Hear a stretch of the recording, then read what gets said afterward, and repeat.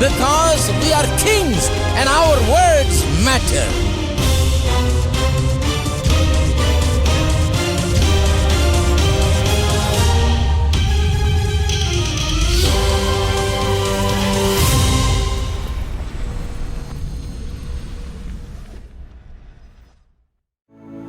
கர்த்தர் என் மேய்ப்பராயிருக்கிறாரே, தாழ்ச்சி அடையேன் என்றுமே. கர்த்தர் என் மேய்ப்பராயிருக்கிறாரே, தாழ்ச்சி அடையேன் என்றுமே. கர்த்தர் என் மேய்ப்பராயிருக்கிறாரே, தாழ்ச்சி அடையேன் என்றுமே. கர்த்தரின் மேய்ப்பராயிருக்கிறாரே, தாழ்ச்சி அடையேன் என்றுமே. அவர் என்னை புல்லுள்ள இடங்களில் மேய்த்து அமர்ந்த தண்ணீரண்டை நடத்துகிறார். அவர் என்னை புல்லுள்ள இடங்களில் மேய்த்து அமர்ந்த தண்ணீரண்டை நடத்துகிறார். கர்த்தரின் மேய்ப்பராயிருக்கிறாரே, தாழ்ச்சி அடையேன் என்றுமே. கர்த்தரின் மேய்ப்பராயிருக்கிறாரே, தாழ்ச்சி அடையேன் என்றுமே. ஆத்துமாவை தேற்றும் நேசர் என்னை ஆனந்தத்தால் நிறைக்கிறாரே. ஆத்துமாவை தேற்றும் நேசர் என்னை ஆனந்தத்தால் நிறைக்கிறாரே. மகிமையின் நாமத்தின் நிமித்தம் அவர் தம் நீதியின் பாதையில் நடத்துகிறார். மகிமையின் நாமத்தின் நிமித்தம் அவர் தம் நீதியின் பாதையில் நடத்துகிறார். கர்த்தரின் மேய்ப்பராயிருக்கிறாரே, தாழ்ச்சி அடையேன் என்றுமே. கர்த்தரின் மேய்ப்பராயிருக்கிறாரே, தாழ்ச்சி அடையேன் என்றுமே. மரண பள்ளத்தாக்கில் நடந்திடினும் மாபெரும் தீங்குக்கும் அஞ்சேன். மரண பள்ளத்தாக்கில் நடந்திடினும் மாபெரும் தீங்குக்கும் அஞ்சேன். கர்த்தர் என்னோடென்றும் இருப்பதாலே அவர் கோலும் தடியும் என்னை தேற்றிடுமே.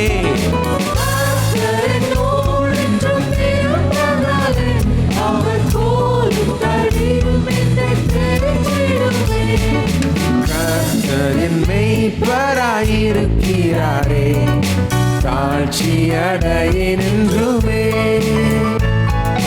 கர்த்தரின் மேய்ப்பராயிருக்கிறாரே, தாழ்ச்சி அடையேன் என்றுமே. சத்துருக்கள் முன்பில் எனக்காக பந்தி ஒன்றாயத்தம் செய்தீர். சத்துருக்கள் எனக்காக பந்தி ஒன்றாயத்தம் செய்தார். என்னை தம் எண்ணெயால் அபிஷேகித்து என் பாத்திரம் நிரம்பி வழிய செய்தார். என்னை தம் எண்ணெயால் அபிஷேகித்து என் பாத்திரம் நிரம்பி வழிய செய்தார். கர்த்தரின் மேய்ப்பராயிருக்கிறாரே, தாழ்ச்சி அடையேன் என்றுமே. கர்த்தரின் மேய்ப்பராயிருக்கிறாரே, தாழ்ச்சி அடையேன் என்றுமே. ஜீவனில் உள்ள காலம் வரையும் நன்மை கிருபை தொடரும். ஜீவனில் உள்ள காலம் வரையும் நன்மை கிருபை தொடரும். கர்த்தரின் வீட்டில் நான் களிப்புடன் துதித்து நித்திய நாட்களாய் நிலைத்திருப்பேன்.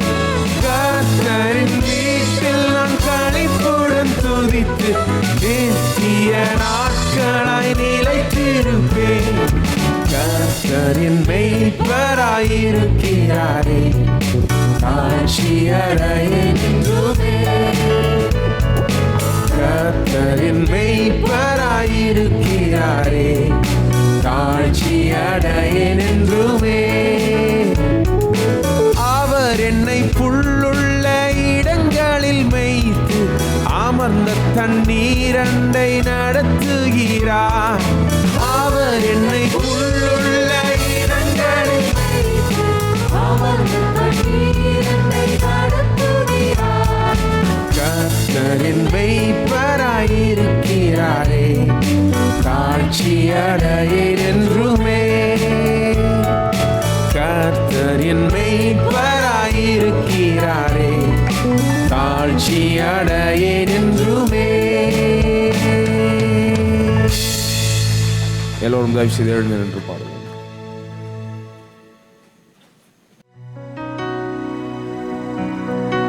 அன்புள்ள ஆண்டவரே, அன்பான நேசர் நீரே, உம்மை துதித்திடுவேன், உம்மை போற்றிடுவேன், உம் நாமம் உயர்த்திடுவேன். அன்புள்ள ஆண்டவரே, அன்பான நேசர் நீரே, உம்மை துதித்திடுவேன், உம்மை போற்றிடுவேன், உம் நாமம் உயர்த்திடுவேன். அன்புள்ள ஆண்டவரே, அன்பான நேசர் நீரே, உம்மை துதித்திடுவேன், உம்மை போற்றிடுவேன், உம் நாமம் உயர்த்திடுவேன். அன்புள்ள ஆண்டவரே, அன்புள்ள ஆண்டவரே,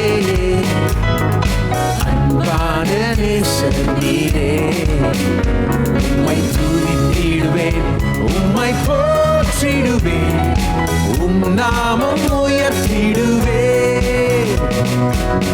என்னாலும் உம்மை பாடுவேன், ஆருயிர் நேசரே, அன்பாலே உம்மை நோக்குவேன், முழு உள்ளத்தோடுமே. என்னாலும் உம்மை பாடுவேன், ஆருயிர் நேசரே, அன்பாலே உம்மை நோக்குவேன், முழு உள்ளத்தோடுமே. கடந்த நாளெல்லாம் கண்மணி போல் என்னை காத்தவரை என்றும் துதித்திடுவேன். கடந்த நாளெல்லாம் கண்மணி போல் என்னை காத்தவரை என்றும் துதித்திடுவேன்.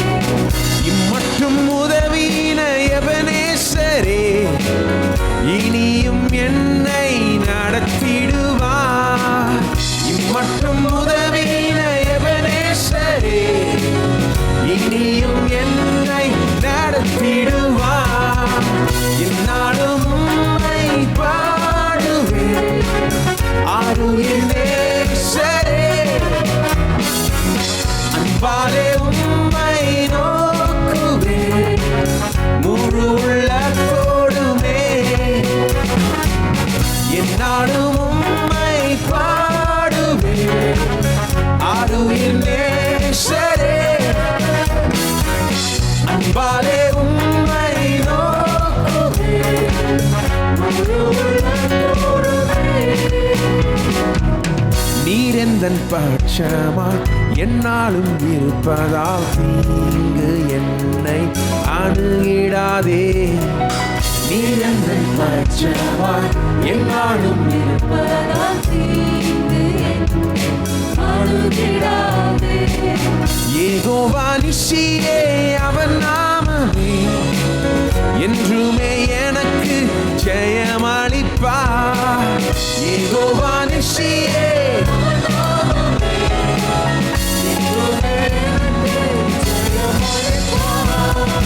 என்னாலும் உம்மை பாடுவேன், ஆருயிர் நேசரே, அன்பாலே உம்மை நோக்குவேன் முழு உள்ளத்தோடுவே என்னாலும் உம்மை பாடுவேன்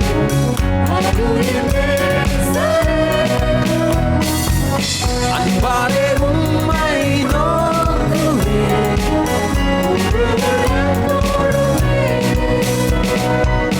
கடந்த நாளெல்லாம் கண்மணி போல் என்னை காத்தவரை என்றும் துதித்திடுவேன் கடந்த நாளெல்லாம் கண்மணி போல் என்னை காத்தவரை என்றும் துதித்திடுவேன் இம்மற்றும் உதவின எபனேசரே இனியும் என்னை நடத்திடுவார்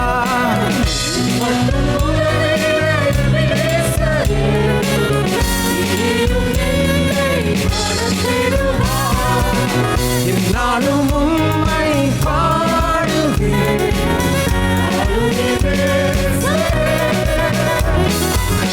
அன்பாலே உம்மை நோக்குவேன்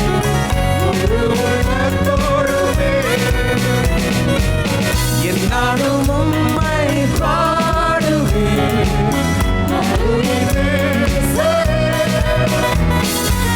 அன்பாலே உம்மை நோக்குவேன்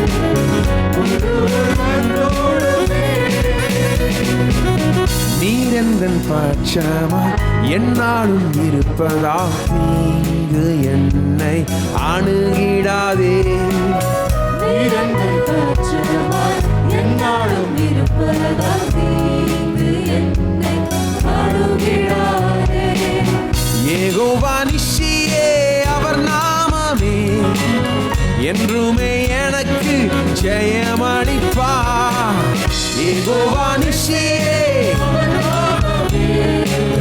என்றுமே எனக்கு ஜெயமளிப்பார் என்னாலும் உம்மை பாடுவேன் ஆருயிர் நேசரே அன்பாலே உம்மை நோக்குவேன் முழு உள்ளத்தோடுவே என்னாலும் உம்மை பாடுவேன்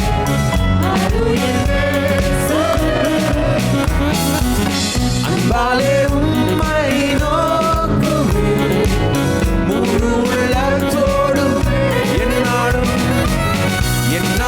உம்மை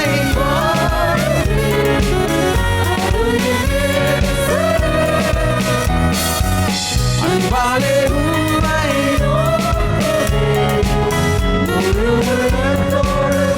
இன்னொரு முறை என்னாலும் உம்மை பாடுவேன் ஆருயிர் நேசரே அன்பாலே உம்மை நோக்குவேன் முழு உள்ளத்தோடுமே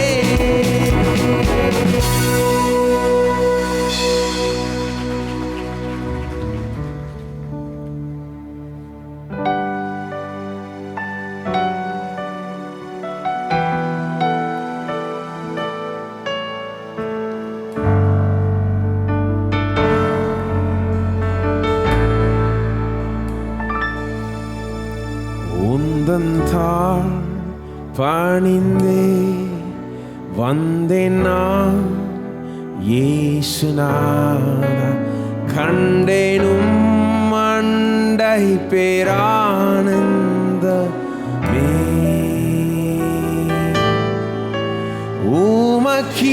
உமக்கீடாய் யாருமில்லை யாதுமில்லை என்பே உம்மை தொழுதே பேரின்பம் காண்பே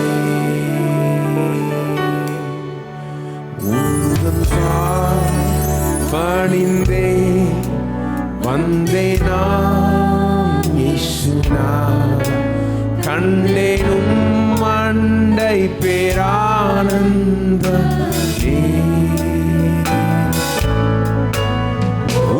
உமக்கீடாய் யாருமில்லை யாதுமில்லை என்பே உம்மை தொழுதே பேரின்பம்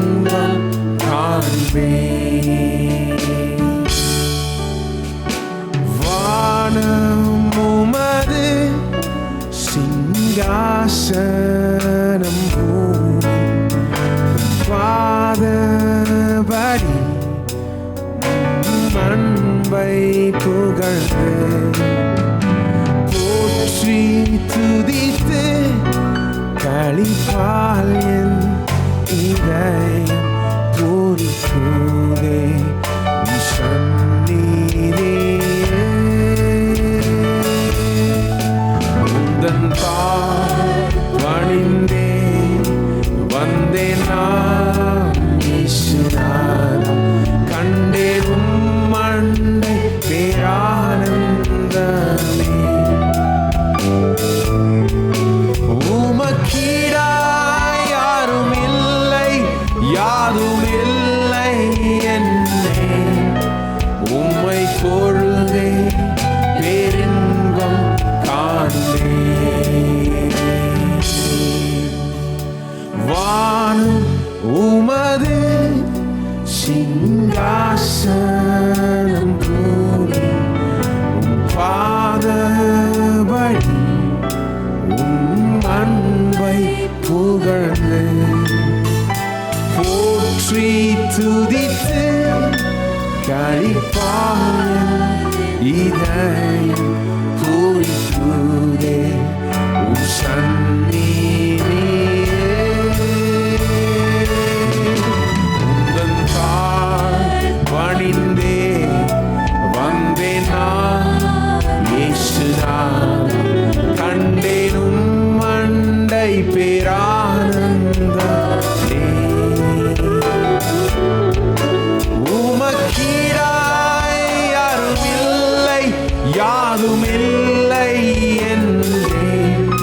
உம்மை தொழுதே பேரின்பம் காண்பேன். எல்லோரும் உமக்கீடாய் யாரும் இல்லை, உமக்கீடாய் யாரும் இல்லை, யாரும் இல்லை என்றே. உம்மை தொழுதே பேரின்பம் காண்பேன்.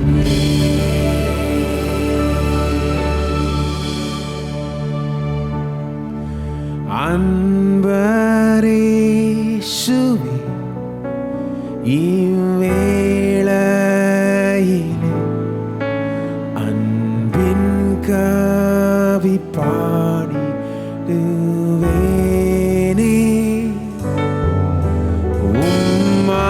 உம்மாதய கரம் உயர்த்தி என்றென்றும் துதித்திடுவே.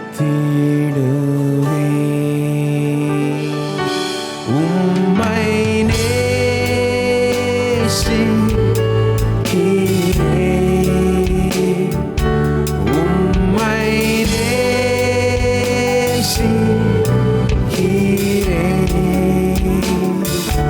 உம்மை நேசிக்கிறேன்.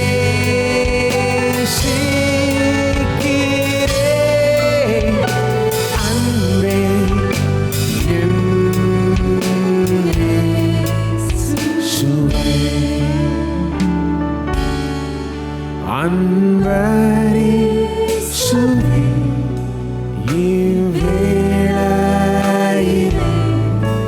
அன்பின் கவி பாடிடுவேனே.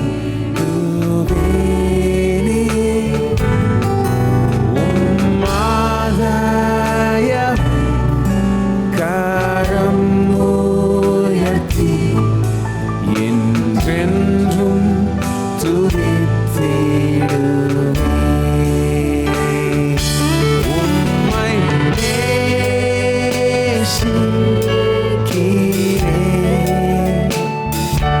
உம்மை நேசிக்கிறேன்,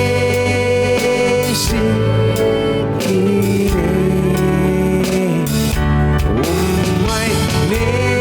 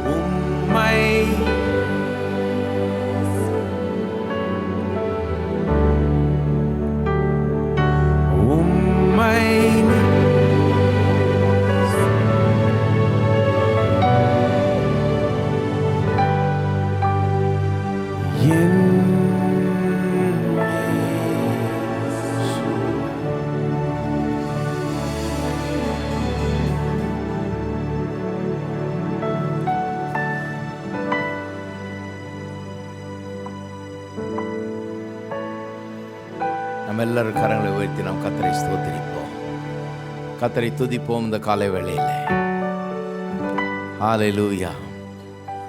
ஓ மை துதிக்கிறோம் கர்த்தாவே, மை ஸ்தோத்திரிக்கிறோம்,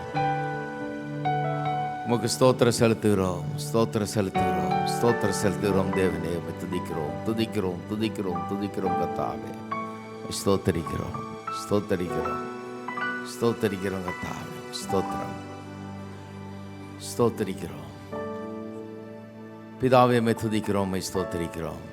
எல்லாவற்றையும் எங்களுக்கென்று உம்முடைய மீட்பின் மூலமாய் அருளி இருக்கிறீர், கொடுத்திருக்கிறீர். கர்த்தராகிய இயேசு கிறிஸ்துவின் மூலமாய் எல்லாம் எங்களுக்கு சொந்தமாய் இருக்கிறது, எல்லாம் உங்களுடையது என்று எழுதியிருக்கிறது. எல்லாவற்றையும் எங்களுக்கு சொந்தமாக்கிறபடியால் உமக்கு ஸ்தோத்திரம். பாவத்தில் உளையான சேற்றில் கிடந்த எங்களை தூக்கி எடுத்து உன்னதங்களிலே கிறிஸ்துவோடு கூட உட்கார வைத்தபடியால் உமக்கு ஸ்தோத்திரம். உன்னதமான நிலைக்கு எங்களை கொண்டு வந்திருக்கிறபடியால் உமக்கு ஸ்தோத்திரம். நீர் கொடுத்த இந்த பாக்கியத்துக்காக உமக்கு ஸ்தோத்திரம் கர்த்தாவே, நன்றி செலுத்துகிறோம். இதெல்லாம் புரிந்து கொள்ளும்படியாக, அறிந்து கொள்ளும்படியாக மனக்கண்கள் இன்றைக்கு பிரகாசம் அடையட்டும். சத்தியத்தை அறிகிற அறிவு உண்டாகட்டும். வெளிப்பாட்டின் ஆவி எங்களுடைய உள்ளங்களிலும் மனங்களிலும் கிரியை செய்யட்டும் கர்த்தாவே. தேவனுடைய காரியங்களை இன்றைக்கு வெளிப்படுத்தி காண்பிப்பீராக, சகல சத்தியத்துக்குள்ள நடத்துவீராக. வெற்றியும் வாழ்வும் இதன் மூலமாக ஒவ்வொருவருக்கும் உண்டாயிருக்கட்டும். உமக்கு எல்லா கனம், மகிமை, துதியும் ஸ்தோத்திரத்தையும் மேறெடுக்கிறோம். இயேசுவின் நாமத்திலே ஜெபிக்கிறோம், ஆமென். நமஸ்காரம். புதியதாக வந்தவர்களை வரவேற்க விரும்புகிறோம். இன்றைக்கி தான் முதல் முறையாக நான் வந்திருக்கேன் இங்கே அப்படின்னு சொல்கிறவங்க தயவுசெய்து உங்கள் கரங்களை உயர்த்துங்கள். உள்ள வெளியே எங்கே இருந்தாலும் சரி, இன்றைக்கி தான் முதல் முறையாக வந்திருக்குன்னு சொல்கிறவங்க நன்றி, நன்றி. உதவியாளரும் உங்கள் கையில் ஒரு ப்ரோஷரை கொடுப்பாங்க, அதை வாங்குகிற வரைக்கும் தயவுசெய்து கையை உயர்த்தி வச்சுருங்க. ப்ரோஷரை வாங்கி கொண்ட பிறகு கையை கீழே போடலாம். அந்த ப்ரோஷருக்குள்ளே ஒரு வெள்ளை அட்டை இருக்கும், அதில் உங்கள் பெயரையும் விலாசத்தையும் நல்லா தெளிவாக எழுதி ஆராதனை முடிஞ்சு போகும்போது தயவுசெய்து வெளியே புக் ஸ்டாலில் ஒரு கவுண்டர் இருக்குது. புதிதாக வந்தவர்களுக்குன்னு அந்த கவுண்டர் இருக்குது. அந்த கவுண்டரில் அந்த உள்ளே இருக்கிற ஒயிட் கார்டை நல்லா ஃபில்அப் பண்ணி தெளிவாக உங்கள் பேரையும் விலாசத்தை எழுதி அங்கே கொடுத்துருங்க. அதை கொடுக்கும்போது உங்களுக்கு ஒரு MP3 CD கொடுப்பாங்க, அதை நீங்கள் பெற்றுக்கொள்ளலாம். இலவசமாக உங்களுக்காக கொடுக்கப்படுகிற வெகுமதி அது. அதில் பாஸ்டருடைய 10 செய்திகள் அடங்கியிருக்கு. ஆகவே தான் அதை கொடுக்குறோம். அதை தயவுசெய்து கேளுங்கள். கூடவே நம்முடைய மாதாந்திர தமிழ் பத்திரிகை வெற்றியும் வாழ்வும் என்ற பத்திரிகை உங்களுக்கு கொடுக்கப்படும். ஒருவேளை அந்த பத்திரிகை மாதந்தோறும் உங்களுக்கு வரணும்னு சொன்னால் நீங்கள் அதுக்கான சந்தாவை செலுத்தினால் உங்களுக்கு மாதந்தோறும் அனுப்பி வைக்கப்படும். இப்போது உங்களுக்கு இலவசமாக அதை கொடுப்பார்கள். இப்போது காணிக்கை சம்பவத்தின் மூலமாக கர்த்தரை நாம் ஆராதிப்போம், ஆமென். நம்முடைய காணிக்கை சம்பவங்களை கரங்களை எடுத்துக்கொள்வோம். கொடுப்பதற்கு முன்பதாக கர்த்தருடைய வார்த்தையை நாம் அறிக்கை செய்து கொடுப்போம். எல்லாரும் சொல்லுவோம், கர்த்தர் என் மேய்ப்பராக இருக்கிறார், நான் தாழ்ச்சி அடையேன். அவர் என்னை புல்லுள்ள இடங்களில் மேய்த்து அமர்ந்த தண்ணீர் அண்டையிலே என்னை கொண்டு போய் விடுகிறார். என் ஜீவனுள்ள நாளெல்லாம் நன்மையும் கிருபையும் மட்டுமே என்னை பின்தொடரும். இந்த வாக்குத்தத்தங்களை நான் விசுவாசிக்கிறேன். இயேசுவின் நாமத்திலே நான் கொடுக்கிறேன், ஆமென். இப்போது உதவியாளர் வருவார்கள். உங்கள் காணிக்கை சம்பவத்தை செலுத்தலாம். இன்டர்நெட்டில் பார்த்து கொண்டு இருக்கிறவங்க நீங்களும் எங்களோடு கூட சேர்ந்து உங்களுடைய காணிக்கை சம்பவத்தை செலுத்தி கர்த்தரை ஆராதிக்க விரும்பினால் நீங்கள் ஆன்லைன் கிவிங் லிங்கை கிளிக் பண்ணி நீங்கள் கொடுக்கலாம். அல்லது ஒருவேளை டிவியில் பார்த்து கொண்டு இருந்தால் நீங்கள் வெப்சைட், எங்களுடைய வெப்சைட் www.revsam revsam.org அந்த வெப்சைட்டுக்கு போய் நீங்கள் ஆன்லைன் கிவிங் லிங்கை கிளிக் பண்ணி நீங்களும் அங்கே உங்களுடைய காணிக்கை சம்பவத்தை செலுத்தலாம். இந்த ப்ரோஷரை தயவுசெய்து புதுசாக வந்து வாசித்து பாருங்கள். அதில் சபை ஆராதனை நேரங்கள், நம்முடைய தொலைபேசி எண்கள், பிறகு தொலைக்காட்சி நிகழ்ச்சிகள், நிறைய சேனலில் நிகழ்ச்சிகள் வெளிவந்துட்டுருக்கு. அது எல்லா நிகழ்ச்சி நேரங்களும் அதில் இருக்கிறது. ஆக தயவுசெய்து அதை வாசித்து பாருங்கள்.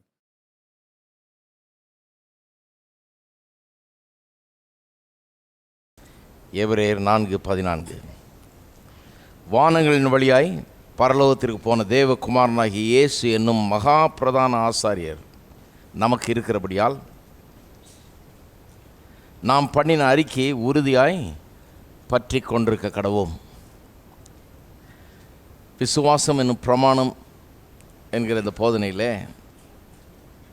நாம் பண்ணுகிற அறிக்கை எவ்வளவு முக்கியம், கர்த்தருடைய வார்த்தை எப்படி அறிக்கை செய்ய வேண்டும் என்பது குறித்து சொல்லி வருகிறேன்.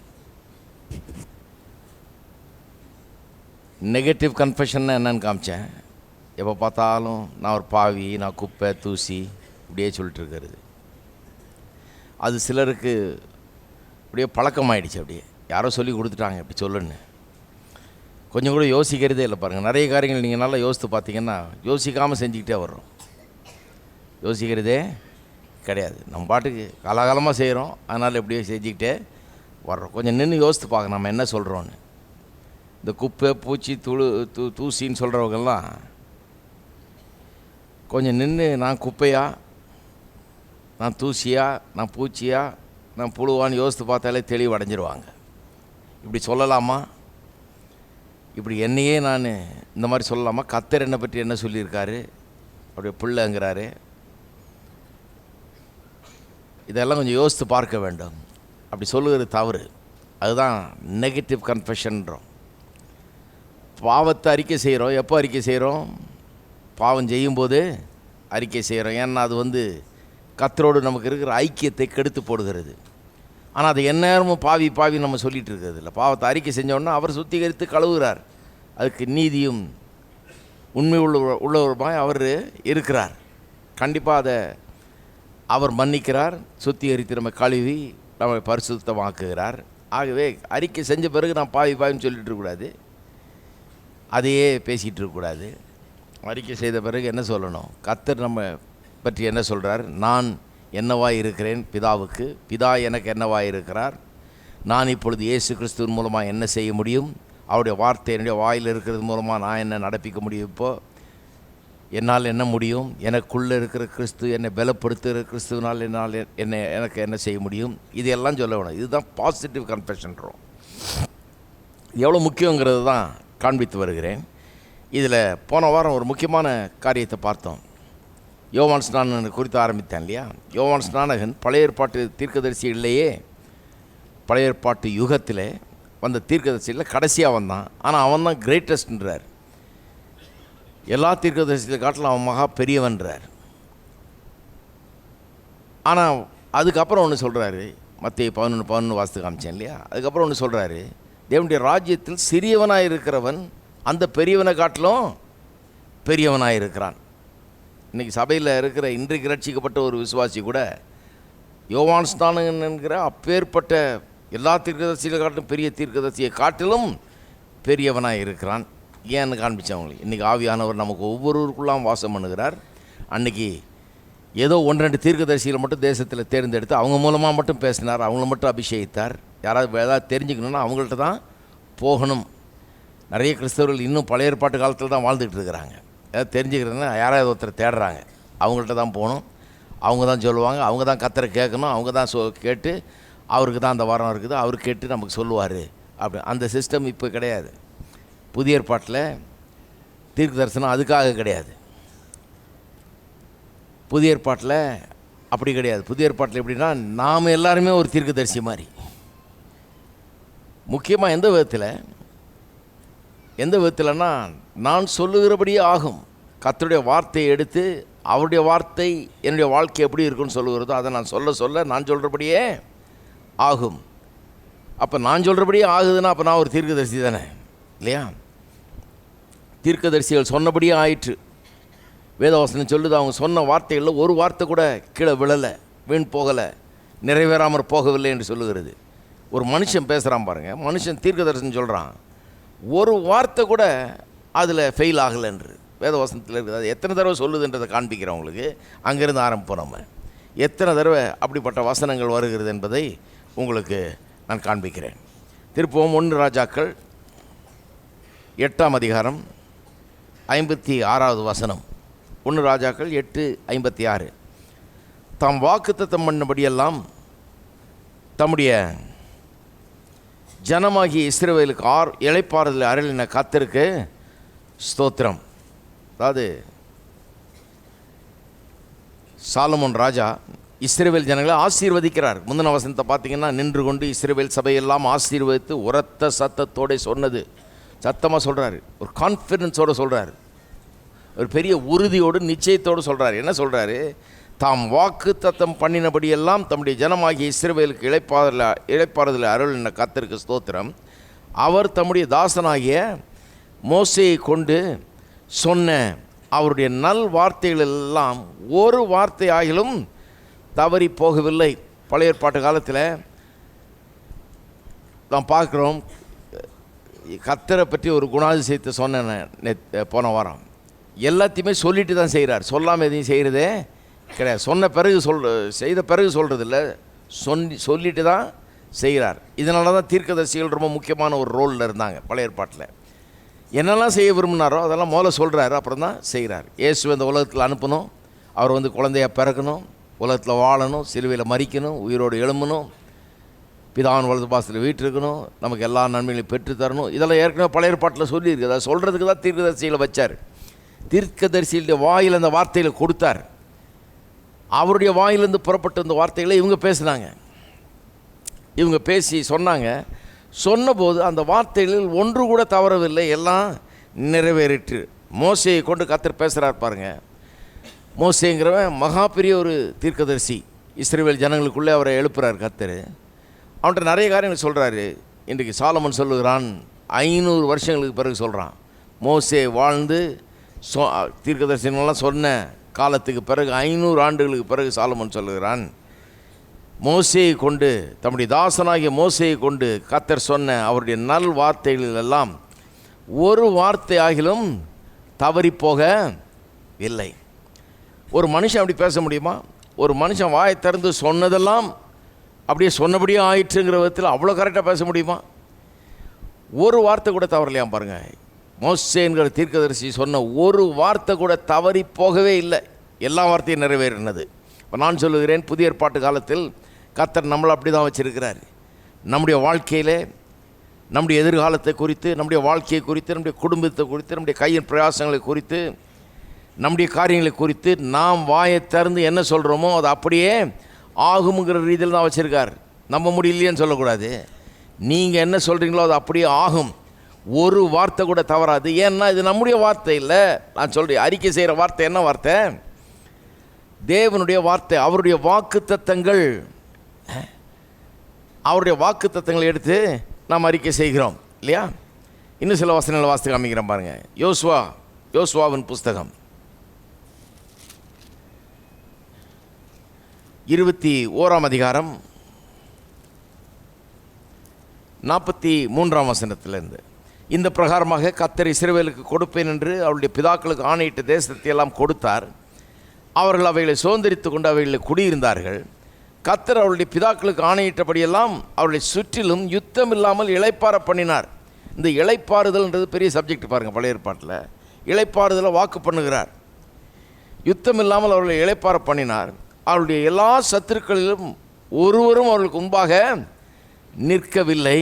இதெல்லாம் சொல்கிறாரு, யோசுவாவுக்கு சொல்கிறார். ஒருத்தன் கூட விரல கூட அசைக்க மாட்டான் உனக்கு எதிரான்ற, ஒருவனும் உனக்கு எதிர்த்து நின்று ஜெயிக்கவே முடியாதுன்னு வாக்கு பண்ணினது தான். இதெல்லாம் எல்லாமே இளைப்பாறுதல் வாக்கு பண்ணினது. ஒருவன் கூட உன்னை எதிர்த்து நிற்க முடியாதுன்றது ஏற்கனவே கர்த்தர் சொன்னது.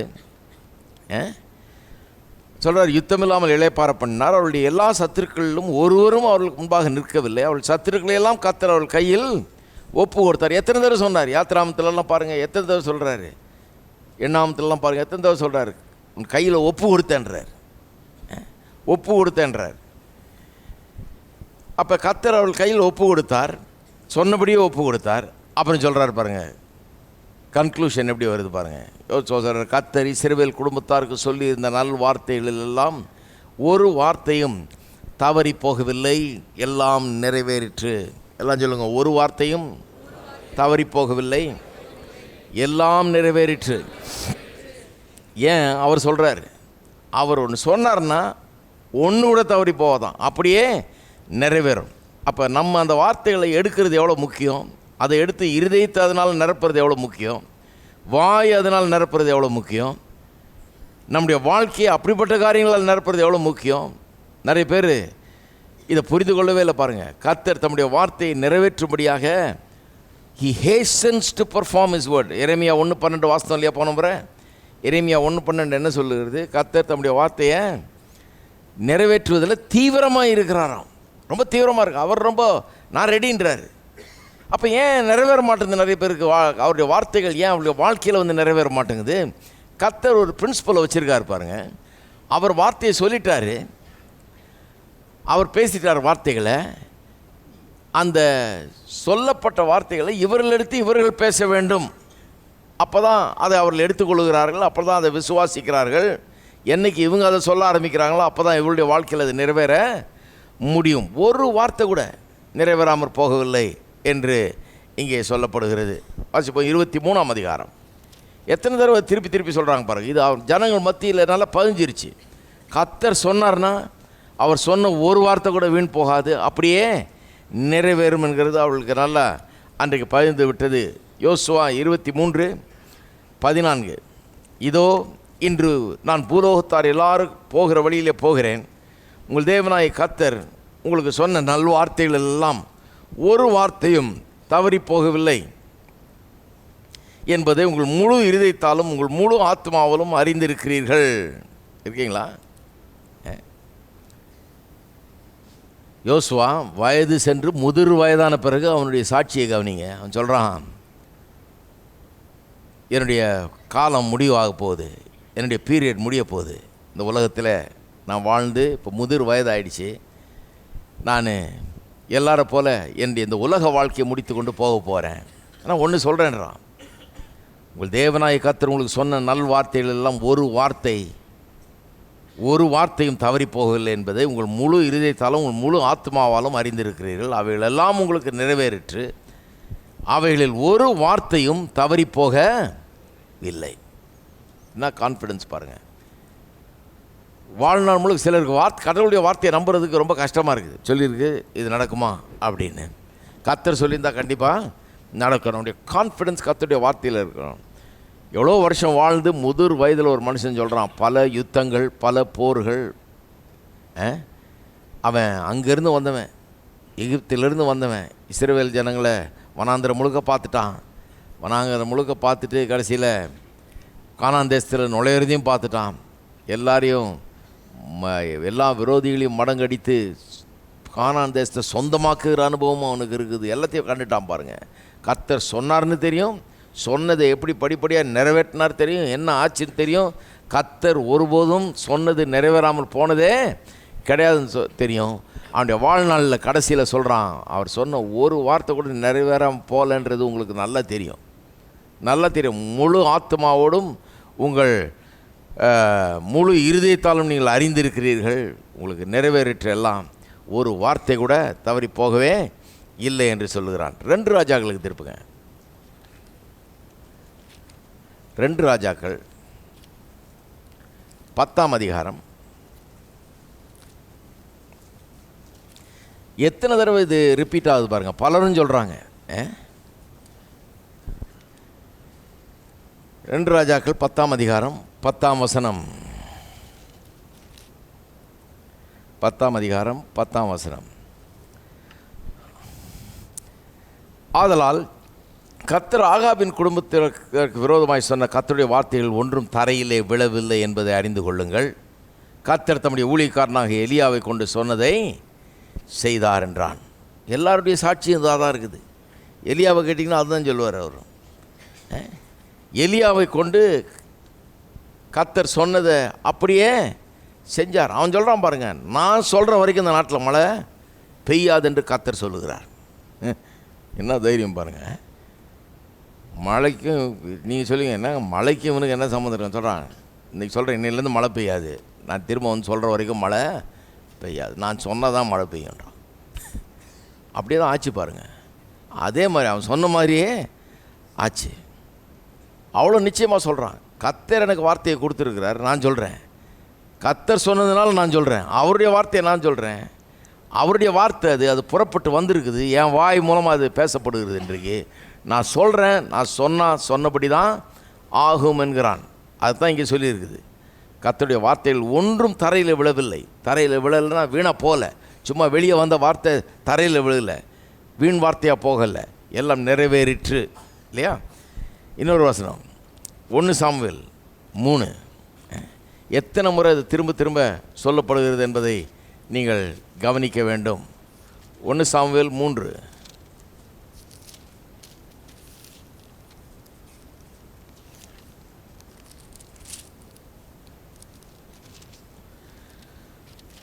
சாமுவேல் 3:19. சாமுவேல் வளர்ந்தான், கர்த்தர் அவனோடு கூட இருந்தார். அவர் தம்முடைய எல்லா வார்த்தைகளிலும் ஒன்றையாகிலும் தரையிலே விழுந்து போக விடவில்லை. கர்த்தர் சாமுவேல் தீர்க்கதரிசியின் மூலமாய் சொன்ன ஒரு வார்த்தை கூட தரையில் விழுந்து போக விடவில்லை. கர்த்தர் விழுந்து போக விட மாட்டார். தான் சொல்லியிருக்கு, கர்த்தரை நம்புகிற மனுஷன் பாக்கியவான். கர்த்தரை நம்புகிறவன் ஒருபோதும் வெட்கப்பட்டு போவதில்லை. ஏன் சொல்லுது? ஏன்னா அவர் சொன்னார்னா அவருடைய வார்த்தை ஒன்று கூட தரையில் விழுந்து போவதில்லை, ஒன்று கூட வீண் போவதே கிடையாது என்று கர்த்தருடைய வார்த்தை சொல்லுகிறது. சரி, இதெல்லாம் வச்சு தான் நான் சொல்லுகிறேன், கர்த்தர் இப்படி தான் இன்றைக்கும் ஆப்ரேட் பண்ணுகிறார். அன்றைக்கு ஒரு சில தீர்க்கதரிசிகள் சொன்னார்கள், அவங்க மட்டும்தான் பேசினாங்க. ஆனால் ஒன்று கவனிக்க வேணும், கர்த்தருடைய வாயில் பாருங்கள், ஏசாயா 55:11 நம்ம வாசித்தோம் இல்லையா? திருப்பி அதுக்கு போவோம்.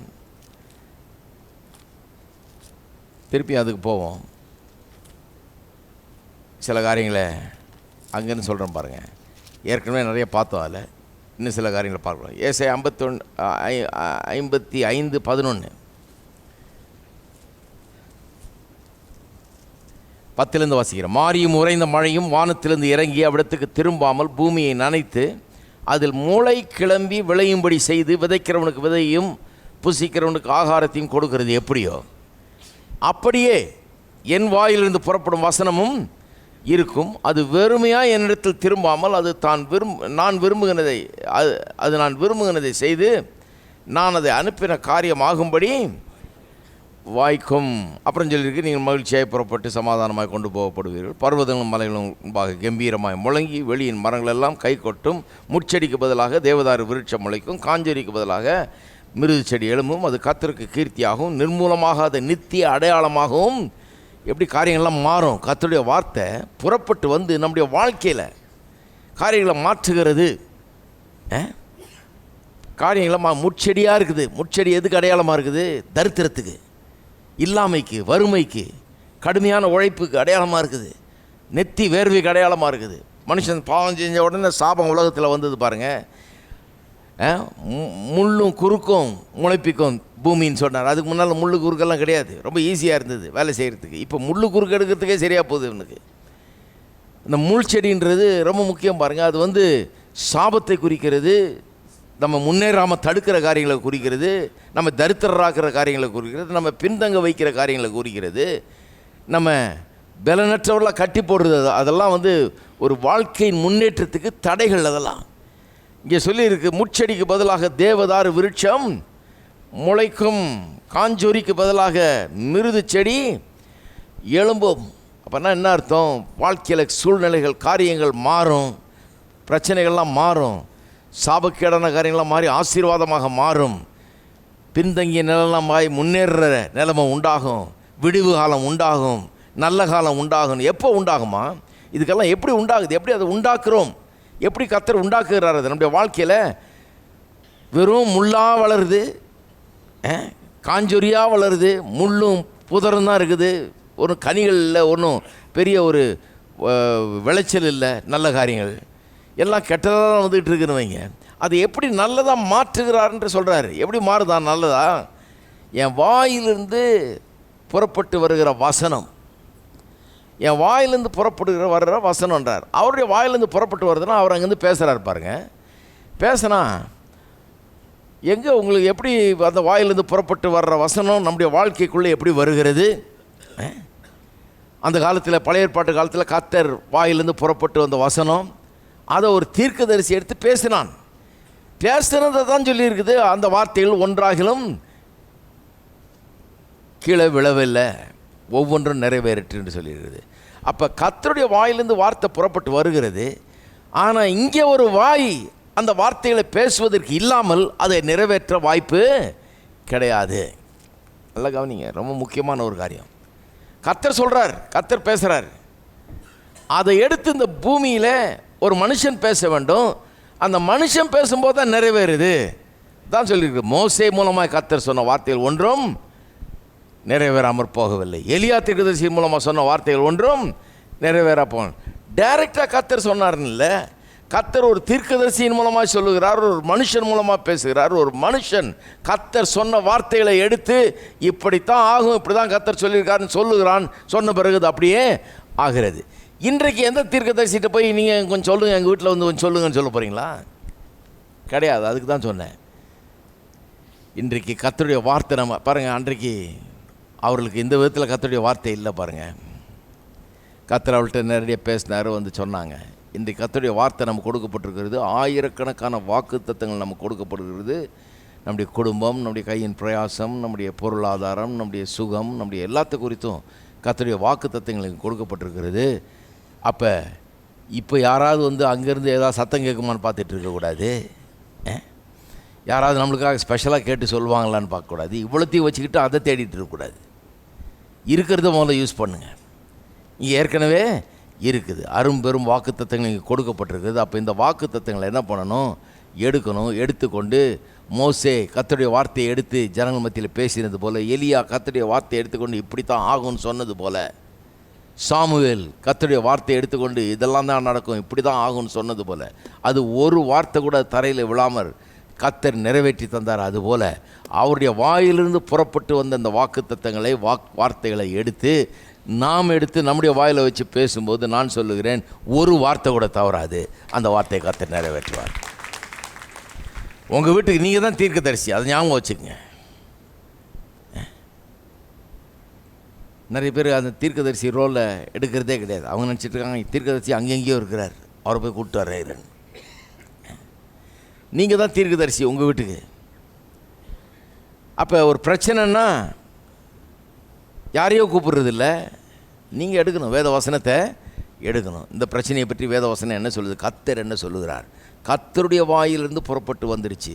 என் வாயிலிருந்து அது இப்போ புறப்பட்டு வரணும். கர்த்தருடைய வாயிலிருந்து என்ன வந்திருக்குது இந்த காரியத்தை பற்றி? கர்த்தருடைய சித்தம் என்ன? கர்த்தர் எதை விரும்புகிறார்? அவர் விரும்பினதாகும்படி செய்கிறது தானே இந்த வார்த்தை. அதுதானே செய்யுது இந்த வார்த்தை.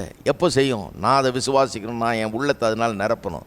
அப்போ என்னுடைய வாழ்க்கையின் பிரச்சனைகள் மத்தியில், வீட்டில், என் குடும்பத்தில், ஊழியத்தில், அல்லது என்ன நான் செய்கிறேனோ, என் வியாபாரத்தில், எதுலேயோ எழுந்து நின்று இயேசுவின் நாமத்தில் நான் சொல்லுகிறேன், கர்த்தர் சொல்லுகிறார் இப்படி, அதையே நானும் சொல்லுகிறேன்.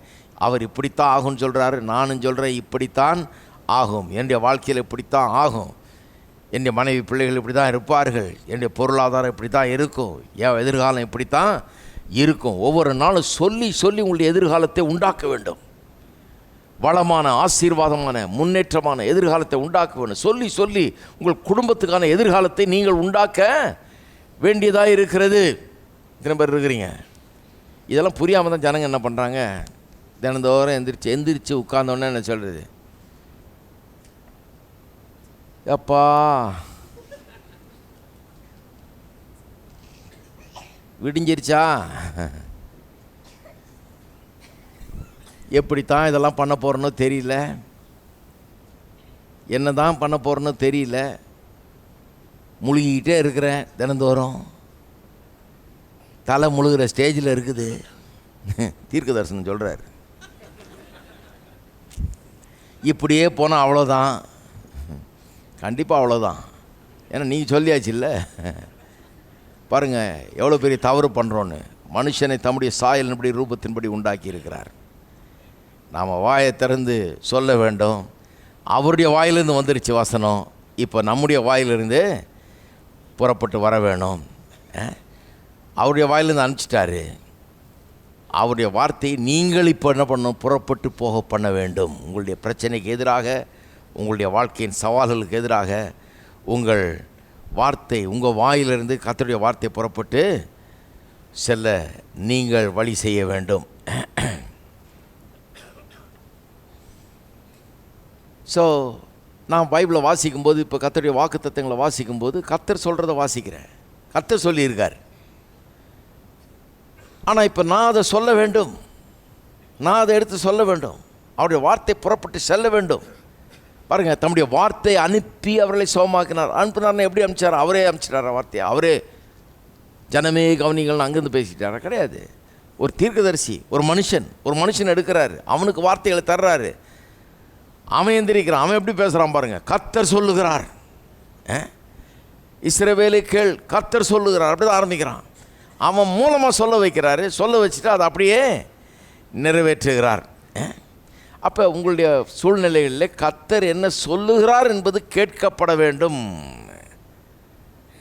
அதை சொல்லும்போது தான் அங்கே சுகமும் சுபிட்சமும் வாழ்வும் வெற்றியும் நல்ல எதிர்காலமும் அங்கே உண்டாகிறது. நம்முடைய கர்த்தருடைய வார்த்தையை எடுத்து அதை டிக்ளேர் பண்ண வேணும். நம்முடைய சூழ்நிலைகள் மத்தியில் அதை டிக்ளேர் பண்ண வேணும். கர்த்தர் என்னை குறித்து, என் குடும்பத்தை குறித்து, என் கையின் பிரயாசத்தை குறித்து என்ன சொல்கிறாருங்கிறத டிக்ளேர் பண்ணணும். டிக்ளேர் பண்ணும்போது என்ன ஆகிறதா, என் வார்த்தை என்னிடத்திற்கு வெறுமையாய் திரும்பாமல் நான் விரும்புகிறதை செய்து நான் அனுப்பின காரியம் ஆகும்படி வாய்க்கும். அப்போனா அது என்ன சொல்லுதோ அது செய்யாமல் அது திரும்பவே திரும்பாது. அதைத்தான் எல்லாம் சொல்கிறாங்க. மோசே சொன்னது ஒரு வார்த்தை கூட நிறைவேறாமல் போல, எலியா சொன்னது ஒரு வார்த்தை கூட நிறைவேறாமல் போல, யோசுவா சொன்னது ஒரு வார்த்தை கூட நிறைவேறாமல் போகல, இல்லைங்களா? சாமுவேல் சொன்னது ஒரு வார்த்தை கூட நிறைவேறாமல் போகல. அதைத்தான் இங்கே சொல்லியிருக்குது. ஏசாயா 55 சொல்லியிருக்குது, நான் விரும்பின காரியம் ஆகும்படி செய்யும், அது வெறுமையாக என்னிடத்தில் திரும்பாது. சரி, இதுதான் அறிக்கையினுடைய முக்கியத்துவம். பாருங்கள், நிறைய பேருக்கு இது விளங்குறது இல்லை. இந்த பாசிட்டிவ் கன்ஃபெஷனை பற்றி நிறைய பேர் அவங்க என்ன நினைக்கிறாங்க, இது என்னமோ ஒரு உபதேசம், என்னமோ இதுன்னு நினைக்கிறாங்க. கிடையாது. அதனால தான் இவ்வளோ சிரத்தை எடுத்து இதை இவ்வளோ விளக்க வேண்டியதாக இருக்குது. ஏன்னு சொன்னால், நீங்கள் கெட்டதெல்லாம் பேசி பாருங்கள், ஐயோ கொய்யோ போச்சு, பாட்டாகவே பாடிடுவாங்க. அதெல்லாம் பேசி பாருங்கள், யாரும் உங்களை ஒன்றும் சொல்ல மாட்டாங்க. கிறிஸ்தவர்கள் மத்தியில் நின்றுக்கிட்டு நீங்கள் டோட்டலாக அவநம்பிக்கையை பேசி பாருங்கள், டோட்டலாக ஃபெயிலியரை பேசி பாருங்கள், டோட்டலாக வியாதியை பேசி பாருங்கள், டோட்டலாக அழிவை பேசி பாருங்கள், டோட்டலாக என்னால் முடியாது, ஐயோ நம்மளால் அதெல்லாம் முடியாதுப்பா, நமக்கு வேணாம்ப்பா, நமக்கு அப்படி பேசி பாருங்கள். யாரும் ஒன்றும் சொல்ல மாட்டாங்க. எல்லாம் பைபிள் வச்சுட்ருக்குறாங்க, எல்லாம் கோயிலுக்கு போகிறவங்க தான், எல்லாம் கிறிஸ்தவர்கள் தான், எல்லாம் இன்னும் கேட்டால் ஆமீனால் இல்லையா சொல்லுவாங்க. அதுக்கு சொல்ல மாட்டாங்க. அதெல்லாம் தப்பு இல்லைன்றுவாங்க.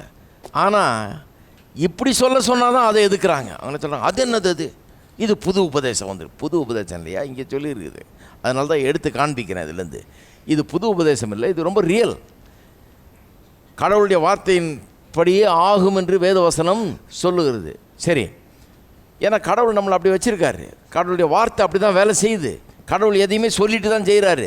சொல்கிறாருன்னா இந்த பூமியில் எப்படி சொல்கிறாரு, நம்ம மூலமாக சொல்கிறாரு. உங்கள் வீட்டில் உங்கள் மூலமாக தான் சொல்கிறார். உங்கள் வாழ்க்கையில் நீங்கள் சொல்கிறது தான் ஆகும், இன்னொரு ஆள் சொல்கிறது இல்லை, நீங்கள் சொல்கிறது தான் ஆகும். சரி, இப்போ எபிரேயர் 3ஆம் அதிகாரத்துக்கு திருப்போம். 3ஆம் அதிகாரம் 1ஆம் வசனத்தை பாருங்கள்.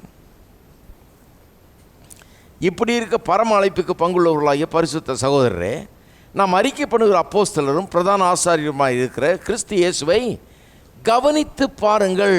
எல்லாம் சொல்லுங்கள், கவனித்து பாருங்கள். அவரை கொஞ்சம் கவனித்து பார்க்க சொல்லியிருக்குது. ஏன் கவனித்து பார்க்க சொல்லியிருக்குது? அவர் யாராம்? நாம் அறிக்கை பண்ணுகிற அப்போஸ்தலரும் பிரதான ஆசாரியருமாய் அவர் இருக்கிறார். அவரை கவனித்து பாருங்கள்.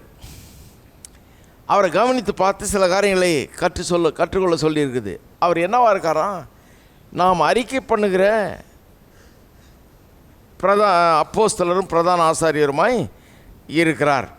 அதாவது நாம் அறிக்கை பண்ணுகிற காரியங்கள் நிறைவேறும்படியாய் செய்கிற பிரதான ஆசாரியர் அவர். பிதாவின் வலது பார்சத்தில் இருந்து கொண்டு இன்றைக்கு என்ன வேலை செய்து கொண்டிருக்கிறார்? ஒரு வேலையில் இருக்கார் பாருங்கள். 2000 வருஷமாக தான் சொன்னேன், 2000 வருஷமாக இந்த வேலையை அவர் செய்து கொண்டிருக்கிறார். பரமேறின பிறகு அவர் ரிட்டையர் ஆகிடல. பரமேறின பிறகு பிதாவின் வலது பார்சத்தில் உட்கார்ந்து கொண்டு நமக்காக பரிந்து பேசுகிற பிரதான ஆசாரியராய் இருக்கிறார். இது ரொம்ப முக்கியம்.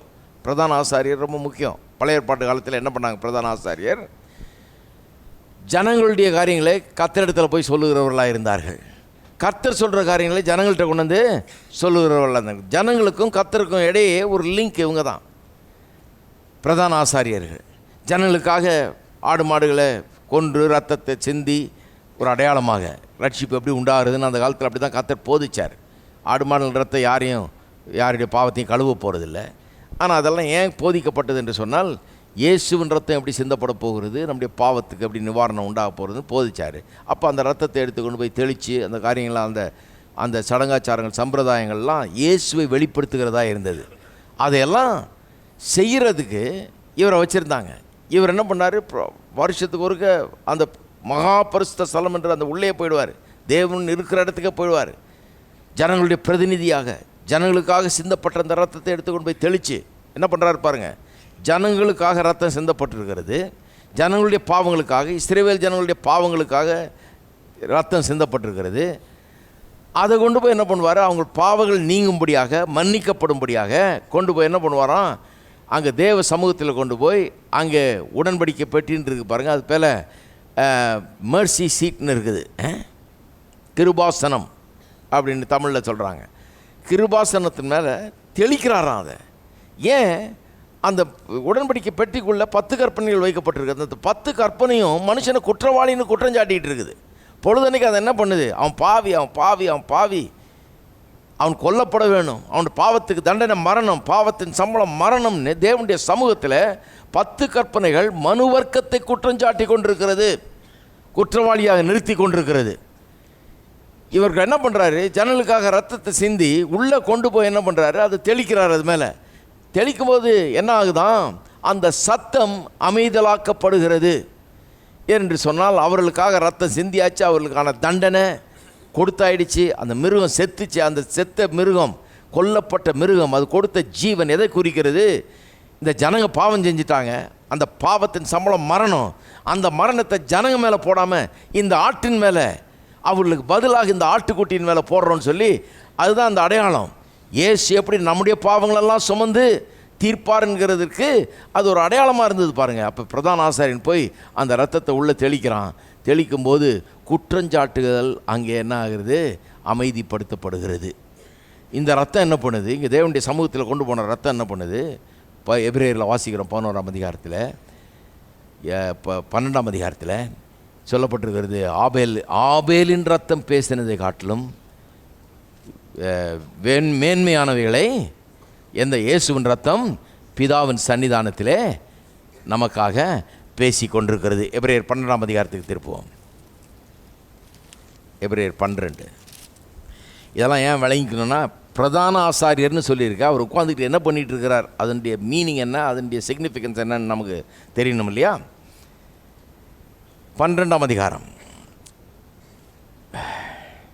22ஆம் வசனம், நீங்களோ சீயோன் மலையினிடத்திற்கும் ஜீவனுள்ள தேவனுடைய நகரமாகிய பரம எருசலேமினிடத்திற்கும் 1000-10,000 தேவ தூதர்களிடத்திற்கும் பரலோகத்தில் பேரெழுதி இருக்கிற முதற் பேரானவர்கள் சர்வ சங்கமாகிய சபையினிடத்திற்கும் யாவருக்கும் நியாயாதிபதியாகிய தேவனிடத்திற்கும் பூரணராக்கப்பட்ட நீதிமான்களுடைய ஆவிகளினிடத்திற்கும் புதிய உடன்படிக்கையின் மத்தியஸ்தராகிய இயேசுவினிடத்திற்கும் ஆபேலுடைய ரத்தம் பேசினதை பார்க்கலும் நன்மையானவைகளை பேசுகிற ரத்தமாகிய தெளிக்கப்படும் ரத்தத்தினிடத்திற்கும் வந்து சேர்ந்தீர்கள்.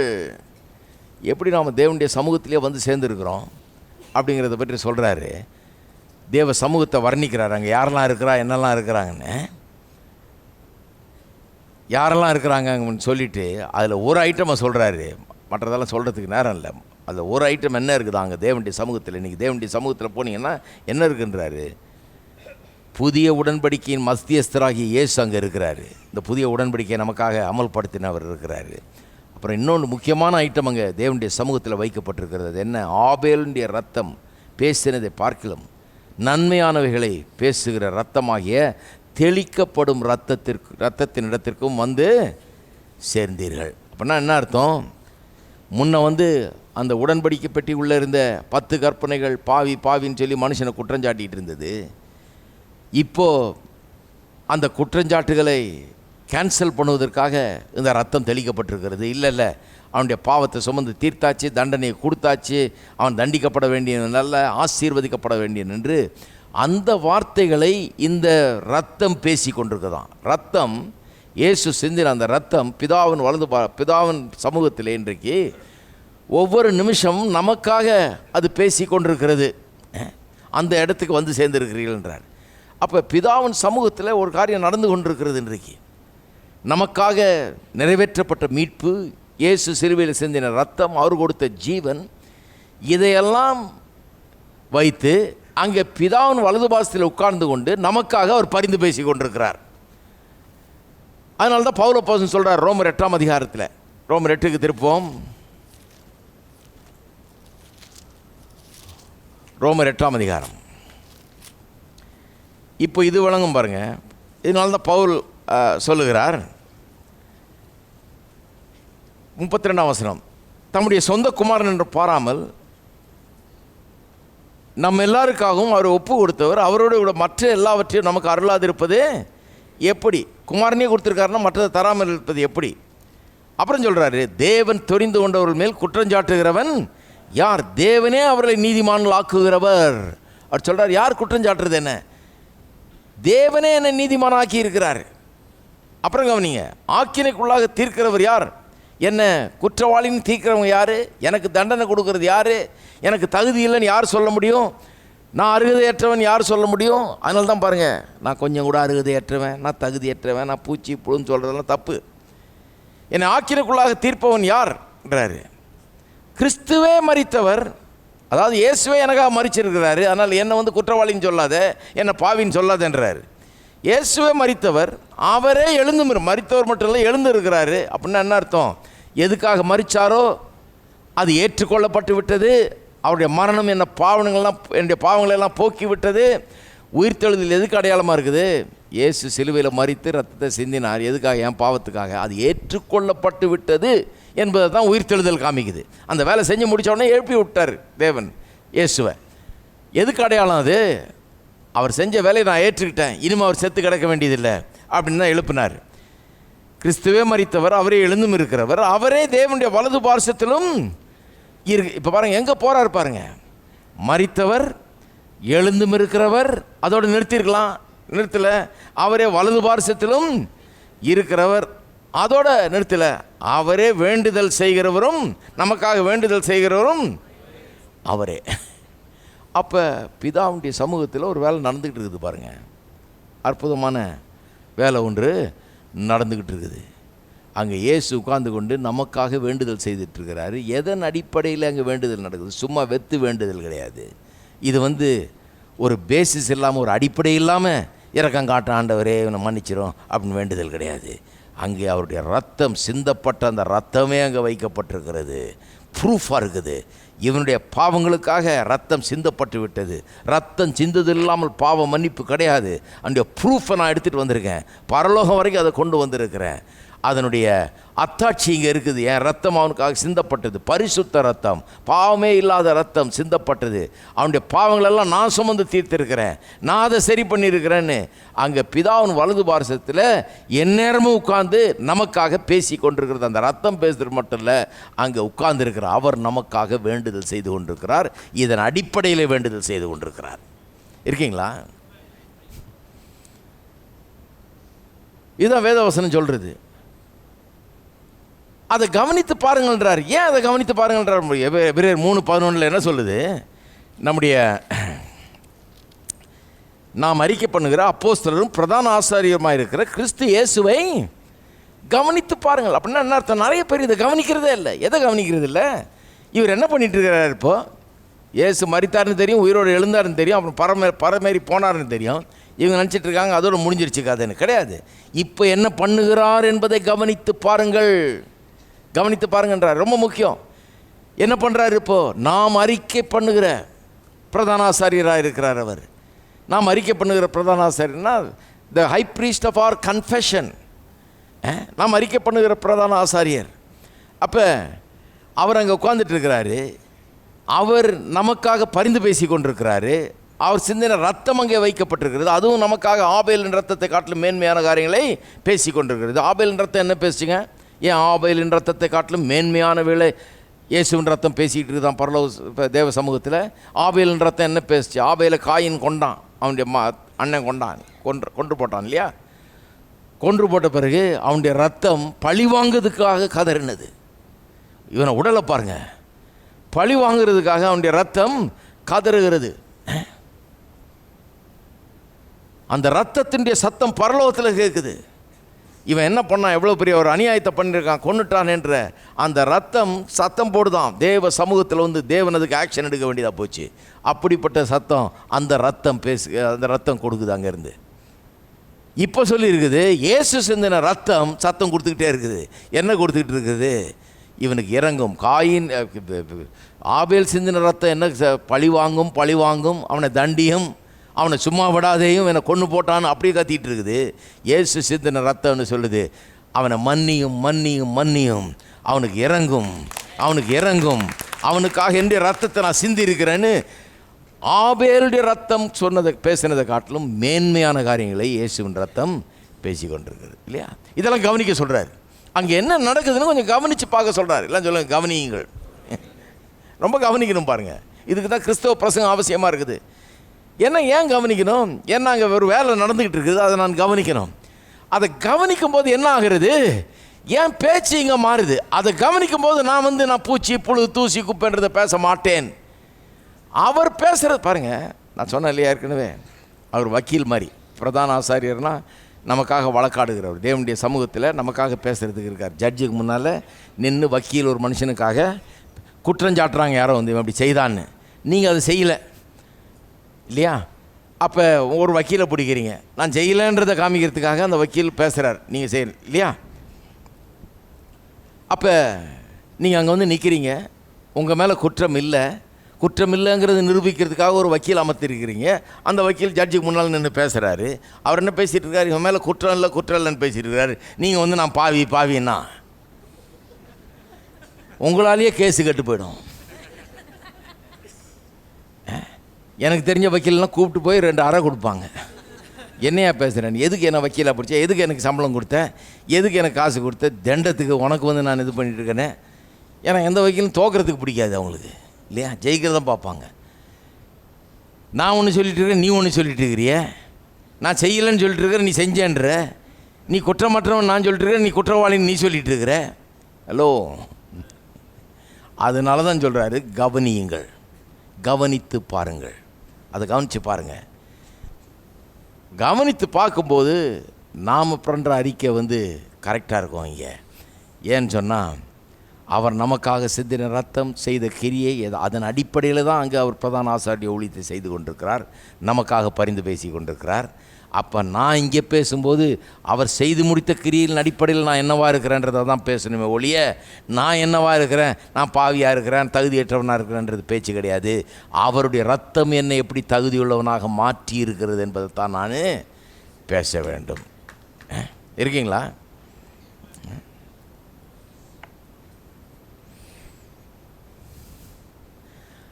அப்போ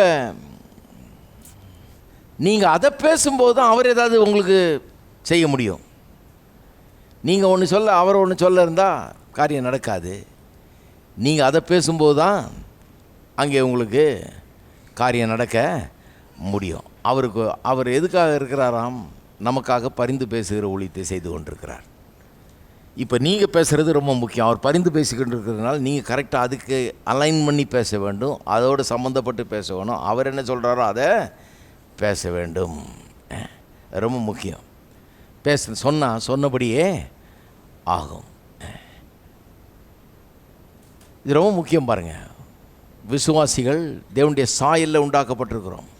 தேவன் சொன்னார், சொன்னபடி ஆயிற்று. நாம் தேவனுடைய சாயலில் உண்டாக்கப்பட்டிருக்கிறோம். நாமும் சொன்னபடியே ஆகும். இந்த சொன்னபடி ஆகுன்றத பிசாசு நல்லா தெரிஞ்சு வச்சுருக்கிறான். பாருங்கள், தெரிஞ்சு வச்சிருக்கிறதுனால தான் யாக்கோபு 3ஆம் அதிகாரத்தில் வாசிக்கிறோம் இல்லையா? யாக்கோபு 3ஆம் அதிகாரத்துக்கு திருப்புங்க சொல்கிறேன். நாவை எப்படி கெடுக்கிறான் நான் பாருங்கள் பிசாசு. 3ஆம் அதிகாரம் 6ஆம் வசனம். பிசாசு ஒரு மனுஷனை எப்படி கெடுக்கிறன்னு தெரிஞ்சு வச்சுட்டுருக்கிறான். ஏன்னா அவனுக்கு தெரியும் இந்த பிரின்சிபல். இவன் கடவுளை மாதிரி உண்டாக்கப்பட்டிருக்கிறான். இவன் சொன்னபடியே ஆகுன்றது அவனுக்கு விளங்குது. அதனால் ஒரு மனுஷனை கெடுக்கணுன்னா ஒரு சிம்பிள், அவனுக்கு வந்து ஈஸியாக கெடுத்துட்றான். எப்படி கெடுக்கிறான் பாருங்கள். நாவும் நெருப்பு தான், அது அநீதி நிறைந்த உலகம். நம்முடைய அவயங்களில் நாவானது முழு சரீரத்தை கரைப்படுத்தி ஆயுள் சக்கரத்தை கொளுத்தி விடுகிறதாயும் நரக அக்னியினால் கொளுத்தப்படுகிறதாயும் இருக்கிறது. கவனிங்க, நரக அக்னியினால். நாவு வந்து ஒரு இது மாதிரி, கொல்லி மாதிரி நினச்சிங்களேன். நான் விறகு மாதிரி வச்சுங்க நாவு. எங்கே இங்கே நெருப்பு பிடிச்சிட்டு வந்தாங்களா இந்த விறகுக்கு? நரக அக்னி. நரகத்தில் பிசாசு வந்து இந்த நாக்கை பற்ற வைக்கிறானாம் பாருங்க. இந்த விறகுல இருக்கிற நெருப்பு வந்து நரகத்திலிருந்து வந்த நெருப்புன்றது. அழிக்கிற வார்த்தைகள், நெகட்டிவ் வேர்ட்ஸ், மரணத்தின் வார்த்தைகள், எல்லா தீமைகளையும் பிறப்பிக்கிற வார்த்தைகள். பிசாசு என்ன பண்ணுறான்? இந்த நாவை எடுத்து, நாவு நெருப்புன்னு இருக்குது. அந்த நெருப்பு எங்கேருந்து வந்தது? நரகத்திலிருந்து வந்த நெருப்பாய் அக்னியாய் இருக்கிறது. நரக அக்னியினால் கொளுத்தப்பட்டதாய் இருக்கிறது. இதை வச்சு என்ன பண்ணுறானா? ஆயுள் சக்கரத்தையே கொளுத்தி விடுறானா. ஆயுள் சக்கரம்னா என்ன? ஆயுள் சக்கரம்னா இப்போ உங்கள் அப்பா அம்மா எல்லாம் 90 வயசு 100 வயசு வரைக்கும் இருந்தாங்கன்னு வைங்க. ஒருத்தர் சொல்கிறாரு, எங்கள் அப்பா அம்மாலாம் 90 100 வயசுக்கே இருந்தாங்க. நான் எப்போ ஆவரேஜாக போட்டு பார்த்தீங்கன்னா அட்லீஸ்ட் 95 இருப்பேன். அம்மா 90, அப்பா 100. அப்போ நான் 95 கண்டிப்பாக. அதுதான் ஆயுள் சக்கரம். நேச்சுரலாக எடுத்துக்கிட்டிங்கன்னா இல்லையா, இயற்கை பிரகாரமாக எடுத்துக்கிட்டிங்கன்னா. அதுக்கப்புறம் கத்தடி கிருபெல்லாம் இருக்குது, ஆசீர்வாதம்லாம் இருக்குது, அது வேறு. அது கூட சேர்த்திங்கன்னா இன்னும் கொஞ்சம் ஜாஸ்தி வரும் இல்லையா. இவன் ஒழுங்காக சும்மா பாய மூடிட்டு இருந்தான்னா அந்த 95 வருஷம் கண்டிப்பாக இருப்பான். அதுதான் ஆயுள் சக்கரம். ஏன்னா அவங்க அப்பா அம்மா 90 100 90 வரைக்கும் இருந்திருக்காங்களே, அதே ஹெல்த்து தானே இவனுக்கும் இருக்கும், அதே ஒரு ஃபிசிக்கல் இது தானே இவனுக்கும் இருக்கும், இருப்பான். ஆனால் இவன் என்ன பண்ணுறான்னா, இந்த நரகத்திலிருந்து வந்த அக்கினி இந்த நாவை பற்றி கொண்டிருக்கிறது. அழிவை பேசுகிறான், வியாதியை பேசுகிறான், நோயை பேசுகிறான், தோல்வியை பேசுகிறான், சாவை பேசுகிறான். வாய் திறந்து இஸ்ரவேல் ஜனங்க பாருங்க, கல்லறை இல்லை என்றா இங்கே கொண்டு வந்தீர், எகிப்தில் கல்லறை இல்லை என்றா இங்கே கொண்டு வந்தீர், சாகடிக்கவா கொண்டு வந்தீர், எப்படி பேசுகிறாங்க பாருங்க. கர்த்தர் சொல்றார், கானான் தேசத்துக்கு கொண்டு போகிறான்னா இவன் சாவியே பேசிகிட்டு இருக்கிறான். செத்தாங்களா இல்லையா? ஆயுள் சக்கரத்தையே கொளுத்திட்டாங்க. நல்லா போயிருங்க, ஒரு ரவுண்டு ஃபுல்லாக வரணுமே, கண்டிப்பாக வந்தாகணுமே. அந்த சக்கரத்தை எப்படி கொளுத்துனாங்க? வாயில் வார்த்தையை வச்சு கொளுத்துனாங்க, வார்த்தையாலே கொளுத்துனாங்க. அதனால தான் கர்த்தர் என்ன சொல்கிறாரு, இந்த நாவு நரக அக்கினியினால், அப்படிதான் பாவத்தில் விழுந்து போன மனுஷனுக்கு வந்து நாவு வந்து நரக அக்கினியால் கொளுத்தப்பட்டதாக இருக்கிறது. அதன் மூலமாக ஆயுள் சக்கரமே கொளுத்தி ஆகிடுது. அதனால் கர்த்தர் என்ன சொல்கிறாரு, அப்பா அந்த தப்பான நெருப்பை வச்சுக்காத வாயில், இதில் என்ன பண்ணு, கர்த்தருடைய வார்த்தையை எடுத்து அதை பற்ற வைங்க.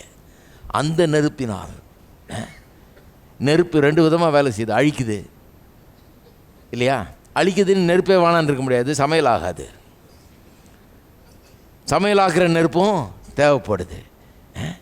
அப்போ கர்த்தர் என்ன சொல்கிறாரு, இது வந்து நான் கொடுக்குற நெருப்பு சமைக்கிற நெருப்பு மாதிரி நல்ல காரியம் நடப்பிக்குது. இது வந்து உனக்கு சாப்பாடை ரெடி பண்ணுற நெருப்பு, இது நல்ல நெருப்பு இல்லையா, அழிக்கிற நெருப்பு இல்லை.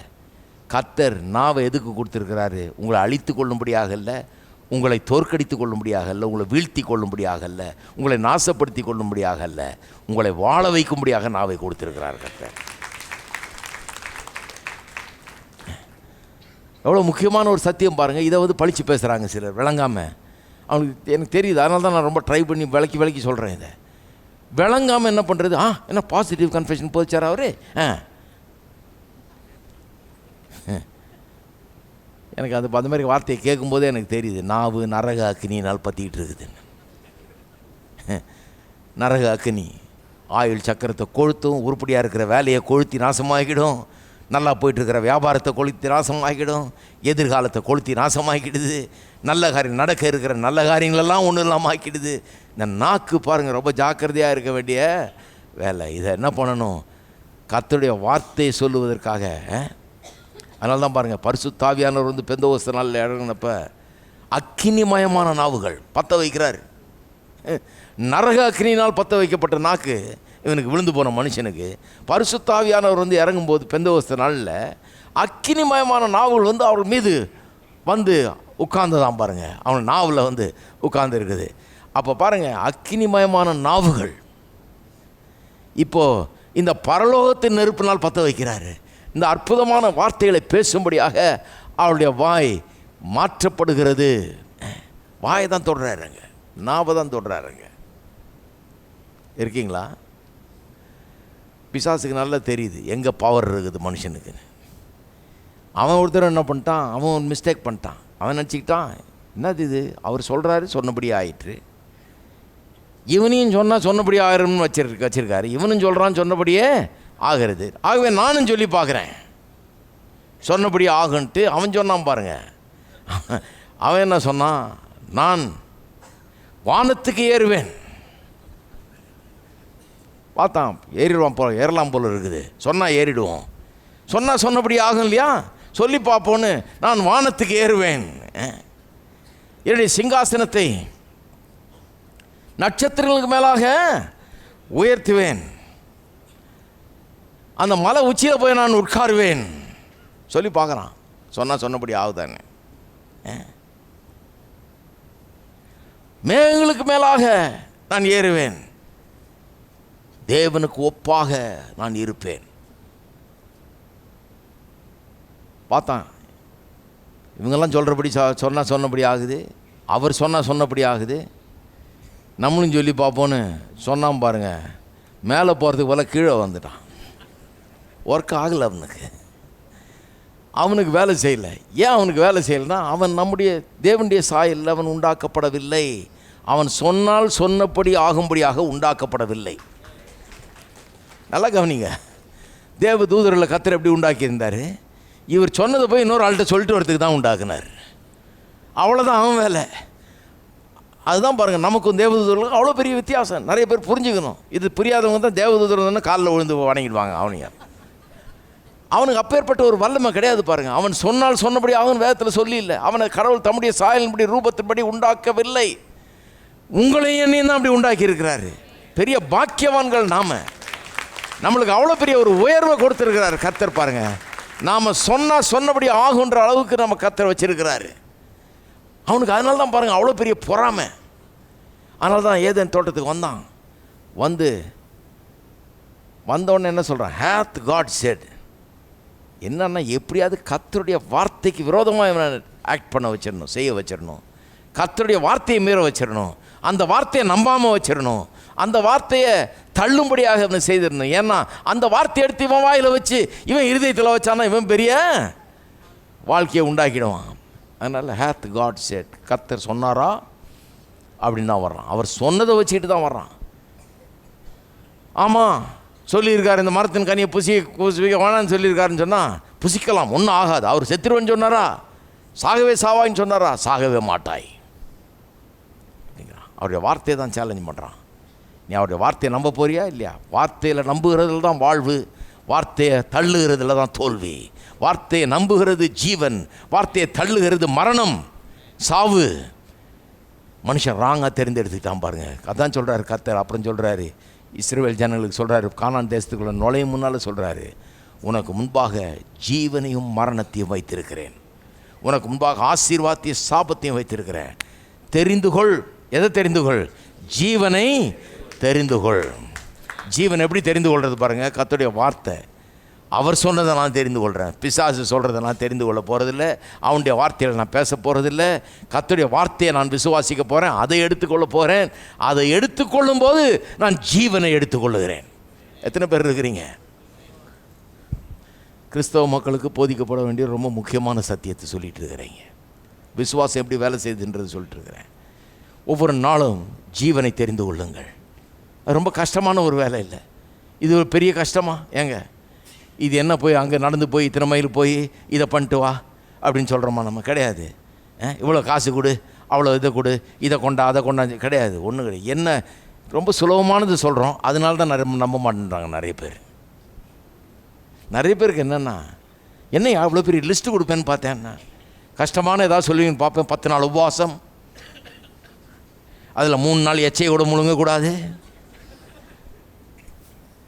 தண்ணி கூட குடிக்கக்கூடாது, இப்படியெல்லாம் சொல்லுவீங்கன்னு பார்த்தா கடைசியில் நீங்கள் என்ன சொல்கிறீங்க, இந்த வார்த்தையை எடுத்து இருதயத்தில் வை, வாயில் வை, அதே பேசுன்றீங்க. அது அவ்வளோ சிம்பிளாக வராது. அது அவ்வளோ சிம்பிளாக வராது. நான் சொல்கிறேன், கர்த்தர் நல்லவர், நம்புங்க தயவுசெய்து. உங்களை தலைகளாக நிற்க வச்சு உருளை வச்சிருக்கலாம் கர்த்தர், அப்போ தான் நான் செய்வேன். தலைகீழ நின்று பம்புற மாதிரி சுற்று பார்க்கலாம் 5 நிமிஷம், அப்புறம் தான் உனக்கு நன்மை நடக்கும் அப்படின்னு சொல்லி தான் சுற்றிட்டு இருப்பீங்க. இந்நேரம் போய் ட்ரைனிங் எடுத்துகிட்டு இருப்பீங்க அங்கே எங்கேயாவது. தலைகளாக நிற்கிறது எப்படி, சுற்றுறது எப்படி, இன்னும் வேகமாக சுற்றினா தான் கிடைக்குமான்னு அதுக்கு பெரிய முயற்சி எடுப்பீங்க. அவர் சொல்கிறாரு, நீ சுத்தவும் வேணாம், தலைகளாக நிற்கவும் வேணாம், என்னுடைய குமாரனையே நான் சிலுவையில் ஒப்பு கொடுக்குறேன் அவருடைய ரத்தத்தை சிந்தும்படியாக. நீ அதை விசுவாசி, நீ அதை விசுவாசி. அவர் செய்து வைத்திருக்கிற காரியங்கள், உனக்காக ஏற்படுத்தின மீட்பு, அதன் ஆசீர்வாதங்கள், இதை எடுத்து நாவை அந்த பரலோக அக்கினியினால் பத்தவை என்றாரு. ஆயில் சக்கரத்தை கொளுத்துறதுக்கு பதிலாக ஆயில் சக்கரத்தை நல்லா இன்னும் நீளமாக்குற வேலையை பாரு. சொல்கிறாங்க, அப்பா 50 அவுட்டுங்க, அம்மா 52 அவுட்டு. அப்பா அடியேன் எப்படி? பயப்படாதீங்க, பயப்படாதீங்க, அது முடிஞ்சு போன கதை. இப்போ ஆக வேண்டியதை கவனிங்க. 50 வந்த உடனே சொல்லிகிட்டு இருக்காதீங்க, எங்கள் அப்பா இப்படி தான் 50 போயிட்டாரு அப்படின்னு. 50 வரத்துக்கு முன்னாடியே ரெடி ஆகிடுங்க. இயேசு நாமத்தில் நான் மதுலையும் தாண்டுவேன், எல்லாத்தையும் தாண்டுவேன்னு சொல்லியிருக்குது. 50 தாண்டுவேன், 60 தாண்டுவேன், 70 தாண்டுவேன். கர்த்தருடைய கிருபை எனக்கு போதுமானதாக இருக்கிறது. அவர் என்னுடைய வயதை திரும்ப வாழ வயது போல் ஆக்குகிறார். இருக்கிறீங்களா? சிலர் ரெக்கார்டை உடைக்காமல் பார்த்துக்கிறாங்க. அவர் 50 அவுட்டு, இவர் 52 அவுட்டு, அப்போ அதுக்கு அவ்வளோதான். ஏன்னா அதுக்கு மேலே இவங்க வாழ்ந்துட்டாங்கன்னா அந்த ரெக்கார்டு உடஞ்சிருமே. ஒரு பையன் சொல்கிறான் பாருங்க, எங்கள் ஊர்லேயே யாரும் பிஏ படித்தது இல்லையா, அதனால் எங்கள் வீட்டிலலாம் சொல்கிறாங்க, நீ எதுக்குடா போய் காலேஜ் எல்லாம் போய், நம்ம ஊரில் எவன் படித்தான், நீ எதுக்கு போய் காலேஜ் எல்லாம் போய் படிச்சுட்டு இருக்க அப்படிங்கிறாங்க. ஏன் நீங்கள் என்ன சொல்கிறீங்க? நான் சொல்கிறேன், அந்த ரெக்கார்டை பிரேக் பண்ணி தொலை. உங்கள் ஊரில் பெரிய ரெக்கார்டு கீப் பண்ணுறாங்க, யாருமே பிஏ படித்ததில்லைன்ற ரெக்கார்டை பத்திரமா நீ பாதுகாக்க போறியாக்கும். அவன் சொல்கிறது, யார் சொல்கிறது நம்பாத. என்ன ஒழுங்காக காலேஜுக்கு போ, பிஏ என்ன எம்ஏ கூட படிக்கலாம், நீ பிஹெச்டி கூட படிக்கலாம், ஒன்றும் பிரச்சனையே கிடையாது. என்ன படிக்கணுமோ படிப்பான்னு இருக்கீங்களா? நிறைய பேர் ரெக்கார்டை கீப்பப் பண்ணுறது தான் இருக்காங்க. ஆயுள் சக்கரத்தை நீட்டலாம் சொல்கிறாங்க. அதெல்லாம் முடியாதியா, கர்த்தர் என்ன வச்சிருக்கிறாரோ அவன் தலையில் எழுதி வச்சிருக்கிறாரு, எழுதி வச்சது தான் நடக்கும். இத்தனை வருஷம் எழுதிட்டாருன்னா அதான் நடக்கும். அப்புறம் ஏன் சொன்னார், உன் தகப்பனையும் தாயும் கனம் பண்ணுவாயாக, உன் வாழ்நாள் நீடித்திருக்கும்படியா. அப்படின்னா இருக்கிறத கொஞ்சம் நீட்ட முடியுமா முடியாதா? இருக்கீங்களா? இருக்கிற வாழ்நாள் நீட்ட முடியுமா முடியாதாங்க? அடுத்த சொல்கிறாரு, சிலர் ஏழையாக உண்டாக்கி இருக்கிறார், சிலர் பணக்காரராக உண்டாயிருக்கார். அப்படி தாங்க அவர் வச்சது தான். ஒரு ஊழியாரர் என்று சொல்லார் பாருங்க, கர்த்தர் நாய்க்கு வாழை அளந்து வச்சார், அதுபோல் அவனுக்கு எவ்வளோன்னு அளந்து வச்சிருக்கிறார். வாழை அளந்து வச்சவர் அவன் எப்படி இருப்பான்றதையும் அளந்து வச்சிட்டார். அதனால் நீ ஓஹோன்னு இருக்கிற, ஏன்னா உனக்கு அளந்து வச்சிருக்கார். அப்படி அடுத்தவனுக்கு ஈஹின்னு இருக்கிறான் அவன், ஏன்னா அவனுக்கு அவ்வளோதான் அளந்து வச்சிருக்கிறாரு. என்ன கணக்கு பாருங்கள். ஊழியக்காரரு நான் கேட்டேன், நீங்கள் பைபிள் தான் படிக்கிறீங்களா இல்லை வேறு எதாவது படிச்சுட்டு இருக்கீங்களா உட்காந்து? எங்கே சொல்லியிருக்குது அது அவனுக்கு இப்படி அளந்து வச்சார், இங்கே இவனுக்கு இப்படி அளந்து வச்சார்னு? என்ன சொல்லியிருக்குது? அப்படியே ஏழையாக பிறந்தா கூட சில ஏழையாக பிறந்தவொன்னு என்ன நினச்சிக்கிறது, கர்த்தர் எனக்கு அளந்து வச்சுட்டாரியா, தெரியுது இல்லையா, நான் ஒரு ஏழை குடும்பத்தில் பிறந்து, ஏழை குடும்பத்தில் வளர்ந்து, ஏழை பெற்றோருக்கு பிறந்து இப்படி தான் இருக்கிறேன், அதனால் கர்த்தர் நமக்கு அளந்து வச்சதில் நம்ம திருப்தியாக இருக்கணும். கிடையாது. வேத வசனம் சொல்லுது, உன் தகப்பனையும் தாயும் கனம் பண்ணுவாயாக, ஏன் உன் நாள் நீடித்திருக்கும்படியாகவும் நீ நன்றாயிருக்கும்படியாகவும். எல்லாம் சொல்லுங்கள், நன்றாயிருக்கும்படியாகவும். அப்போ இப்போ ஏற்கனவே பிறக்கும் போது அவ்வளோ நல்லா இல்லைன்னா இனிமையாவது நல்லா இருக்க முடியுமா? ஹலோ, இருக்கிறீங்களா? அப்போ நான் நல்லா இருக்கிறதுக்கு நான் ஏதாவது பண்ண முடியுமா? என்னுடைய வாழ்க்கையின் காரியங்களை மாற்றுவதற்கு நான் ஏதாவது பண்ண முடியுமா? என் வாழ்க்கையின் சூழ்நிலைகளை, நான் பிறந்த சூழ்நிலையை, இருக்கிற சூழ்நிலையை, கிடக்கிற சூழ்நிலையை மாற்றி அமைத்து நல்ல விதமாக அதை மாற்றுறதுக்கு நான் ஏதாவது பண்ண முடியுமா? நான் சொல்கிறேன், நிச்சயமாக பண்ணலாம். தலைவிதின்னு போயிட்டு இருக்கக்கூடாது. விசுவாசம் என்னும் விதி இருக்குது. ஹலோ, நிறைய பேர் தலைவிதி மேலே நம்பிக்கை. அது விதி, பிரமாணம் எழுதியாச்சு, அதன்படி தான் நடக்கும். நான் என்ன சொல்கிறேன், விசுவாசம் என்னும் பிரமாணம், அதான் பிரசங்கம் பண்ணிட்டுருக்கிறேன். விசுவாசம்னு ஒரு பிரமாணம் இருக்குது. தலைவிதியை பிரசங்கம் பண்ணல நான். விசுவாசம் என்னும் ஒரு பிரமாணம் இருக்குது. இந்த பிரமாணம் சொல்லுது, நீ கர்த்தருடைய வார்த்தை எடுத்து உன் இருதயத்தில் வச்சு வாயில் வச்சா இரவும் பகலும் அவருடைய வேதத்தில் தியானமாக இருக்கிற மனுஷன் பாக்கியவான். தியானம்னா என்ன? எடுத்து அந்த வார்த்தையே சொல்லிட்டு இருக்கிற மனுஷன் பாக்கியவான். அவன் நீர்க்காலின் ஓரமாய் நடப்பட்டு தன் காலத்தில் தன் கனியை தந்து இலை உதிராதிருக்கிற மரத்தை போல் இருப்பான். அவன் செய்வதெல்லாம் வாய்க்கும்.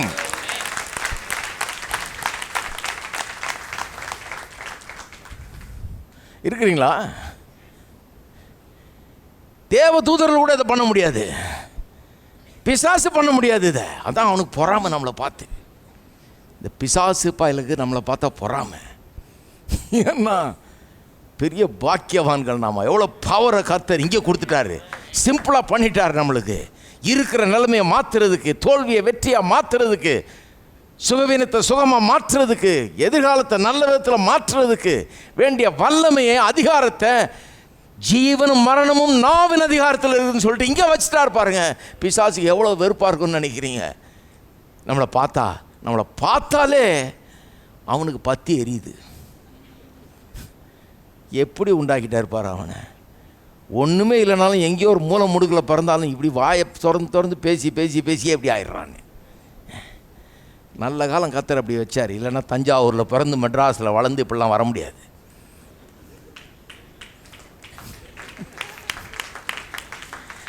நல்லா வரணும்னா எங்கேயாவது பெரிய இடத்துல பிறக்கணும், பெரிய ஆளாக இருக்கணும். ஹலோ, நீங்கள் எங்கே பிறந்தா என்ன, எந்த ஊரில் வளர்ந்தா என்ன, வார்த்தை எடுத்து வச்சிங்கன்னா உலகம் முழுக்க எங்கே வேணா மேலே வரலாம். அதுதான் கர்த்தருடைய வார்த்தை. எல்லாருக்கும் அப்படி வச்சுட்டார் பாருங்க. எல்லாரும் யார் வேணா எடுத்துக்கலாம், யார் வேணா வரலாம் அப்படிங்கிற விதத்தில் தான் வச்சுருக்காரு. இந்த அவனுக்கு எழுதி வச்சாரு, அளந்து வச்சாருன்றது தப்பு. அப்படிலாம் வைக்கல. விசுவாசம் என்னும் ஒரு பிரமாணத்தை வச்சிருக்கிறாரு. எல்லாத்தையும் கொடுத்துட்டாரு. கொடுத்துட்டு என்ன சொல்றாரு, இப்படி பண்ணினா நீ நல்லா இருப்பேன்றாரு. இந்த கொடுத்ததெல்லாம் எடுக்கிறதுக்கு அதுதான். நான் இப்படி பண்ணதுனால நல்லா இருக்க போகிறதில்ல, அவர் அப்படி செஞ்சு வச்சிருக்கிறதுனால நான் இதை பண்ணுறேன் இல்லைங்களா? கிருபை தான் எல்லாம், ஏன் கிரியே இல்லை. நான் ஏதோ பண்ணுறதுனால நான் நல்லா இருக்க போகிறதில்ல. அவர் அதெல்லாம் பண்ணி வச்சுட்டு, ரெடி பண்ணி வச்சுட்டு, இப்போ பேங்க்கில் பணத்தெல்லாம் போட்டு வச்சுட்டு எடுத்துக்கோன்னு சொன்னால் அப்புறம் போய் செக் எழுதணும். அது கிரியா? நீங்கள் எழுதுனா, செக் எழுதுனா பணம் வந்துடுமா? எழுதி பாருங்கள் பார்ப்போம். ஜெயிலில் தான் போட்டுருவாங்க.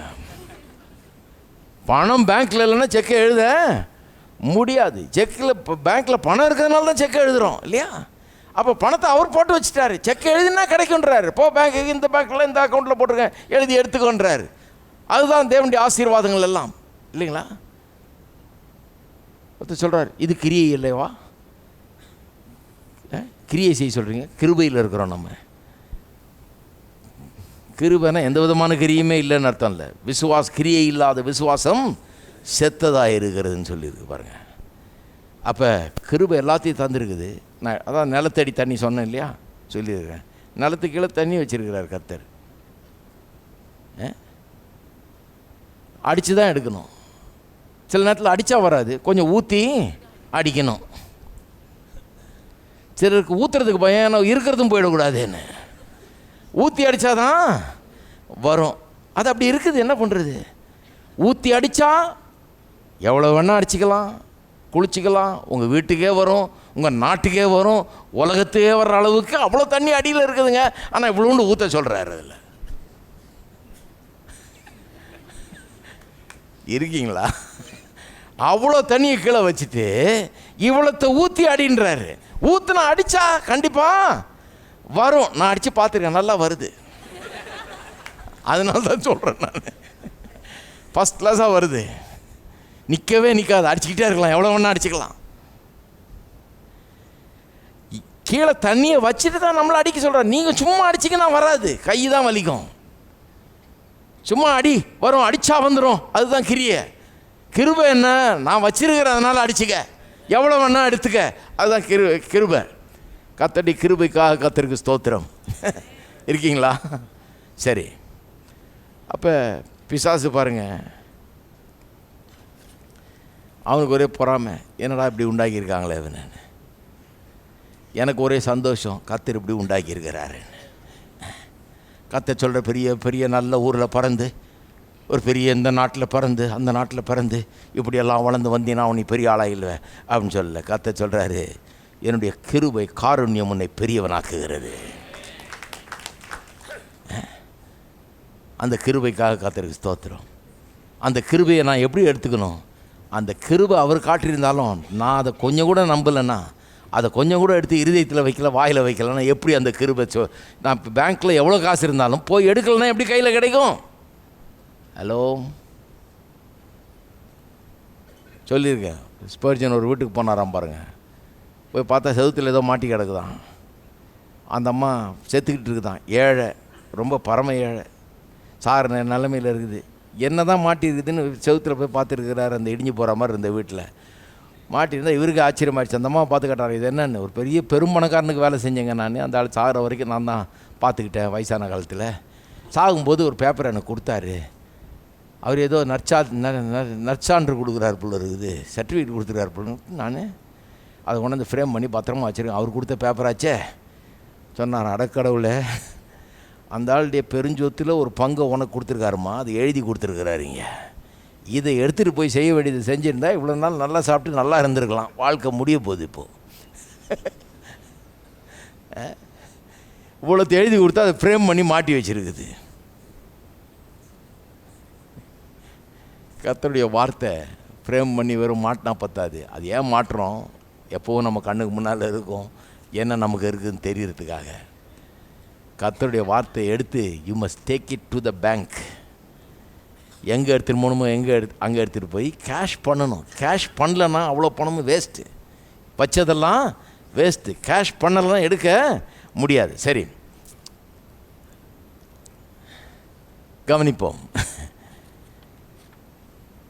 அப்போ அதனால தான் சொல்லுது 4:14, எபிரேயர் 4:14 சொல்லியிருக்கு, நாம் பண்ண அறிக்கையை உறுதியாய் பற்றி கொண்டிருக்க கடவோம். நாம் பண்ணின அறிக்கையை உறுதியாய் பற்றி கொண்டிருக்க கடவோம். இந்த உறுதியாக பற்றி கொண்டிருக்கிறத பற்றி பல இடங்களில் நல்லா வாசிக்கிறோம் பாருங்கள். 6ஆம் அதிகாரம் பாருங்கள், எபிரேயர் 6ஆம் அதிகாரம். திரும்ப திரும்ப வருது. இது வந்து ஏதோ சும்மா ஒரு வசனத்தை எடுத்துகிட்டு நம்ம சொல்லலை. இந்த நாம் பண்ணுகிற அறிக்கை, நம்முடைய விசுவாசம், இதிலெல்லாம் அப்படியே ஸ்டெட்ஃபாஸ்ட்டாக இருக்கணும், நிற்கணும், அதே பிடிச்சிக்கணும் அப்படிங்கிறத பல இடங்களில் ரொம்ப அருமையாக வேதம் சொல்லுது பாருங்கள். 12ஆம் வசனம், 6:12. உங்களுக்கு நம்பிக்கையின் பூரண நிச்சயம் உண்டாகும்படி நீங்கள் யாவரும் முடிவு புரிந்தும் அப்படியே ஜாக்கிரதையை காண்பிக்க வேண்டும் என்று ஆசையாக இருக்கிறோம். அப்புறம் சொல்கிறாரு 11ஆம் வசனத்தில் சொல்லியிருக்கார், நீங்கள் அசதியாயிராமல் வாக்குத்தத்தமான ஆசீர்வாதங்களை விசுவாசத்தினாலும் நீடிய பொறுமையினாலும் சுதந்திரித்துக் கொள்கிறவர்களை பின்பற்றுகிறவர்களாக இருந்து உங்களுக்கு நம்பிக்கையின் பூரண நிச்சயம் உண்டாகும்படி நீங்கள் யாவரும் முடிவு பரியந்தம் அப்படியே ஜாக்கிரதையை காண்பிக்க வேண்டும் என்று ஆசையாய் இருக்கிறோம். ஆபிரகாமுக்கு தேவன் வாக்குத்தத்தம் பண்ணும்போது ஆணையிடும்படி தம்மிலும் பெரியவர் ஒருவரும் இல்லாதபடினாலே தமது பேரில் தானே ஆணையிட்டு நிச்சயமாக நான் உன்னை ஆசீர்வதித்து உன்னை பெருக பண்ணுவேன் என்கிறார். என்ன சொல்ல வர்றாரு? வாக்குத்தத்தத்தை நம்புறதை பற்றி அசதியாக இருக்கக்கூடாது, ஏனோ தானே இருந்துடக்கூடாது. அசதியாக இருக்கிறதுனா அதை ரொம்ப சாதாரணமாக நினச்சிடக்கூடாது. வாக்குத்தத்தத்தை பற்றி நிறைய பேர் அப்படி தான் சாதாரணமாக நினச்சிட்றாங்க பாருங்கள். கர்த்தருடைய வாக்குத்தத்தங்களை பற்றி, வாக்குத்தத்தங்கள்லாம் ஆசீர்வாதத்தை நம்மளுக்கு கொண்டு வரதுக்காக தான் கர்த்தர் கொடுத்துருக்கிறார். கர்த்தர் நம்மளை ஆசீர்வதிக்கணும்னா நேராக மேலேருந்து பொட்டலம் கட்டி ஆசீர்வாதத்தை தலைமையில் போட்டுறதில்லை. எப்படி ஆசீர்வதிக்கிறாரு?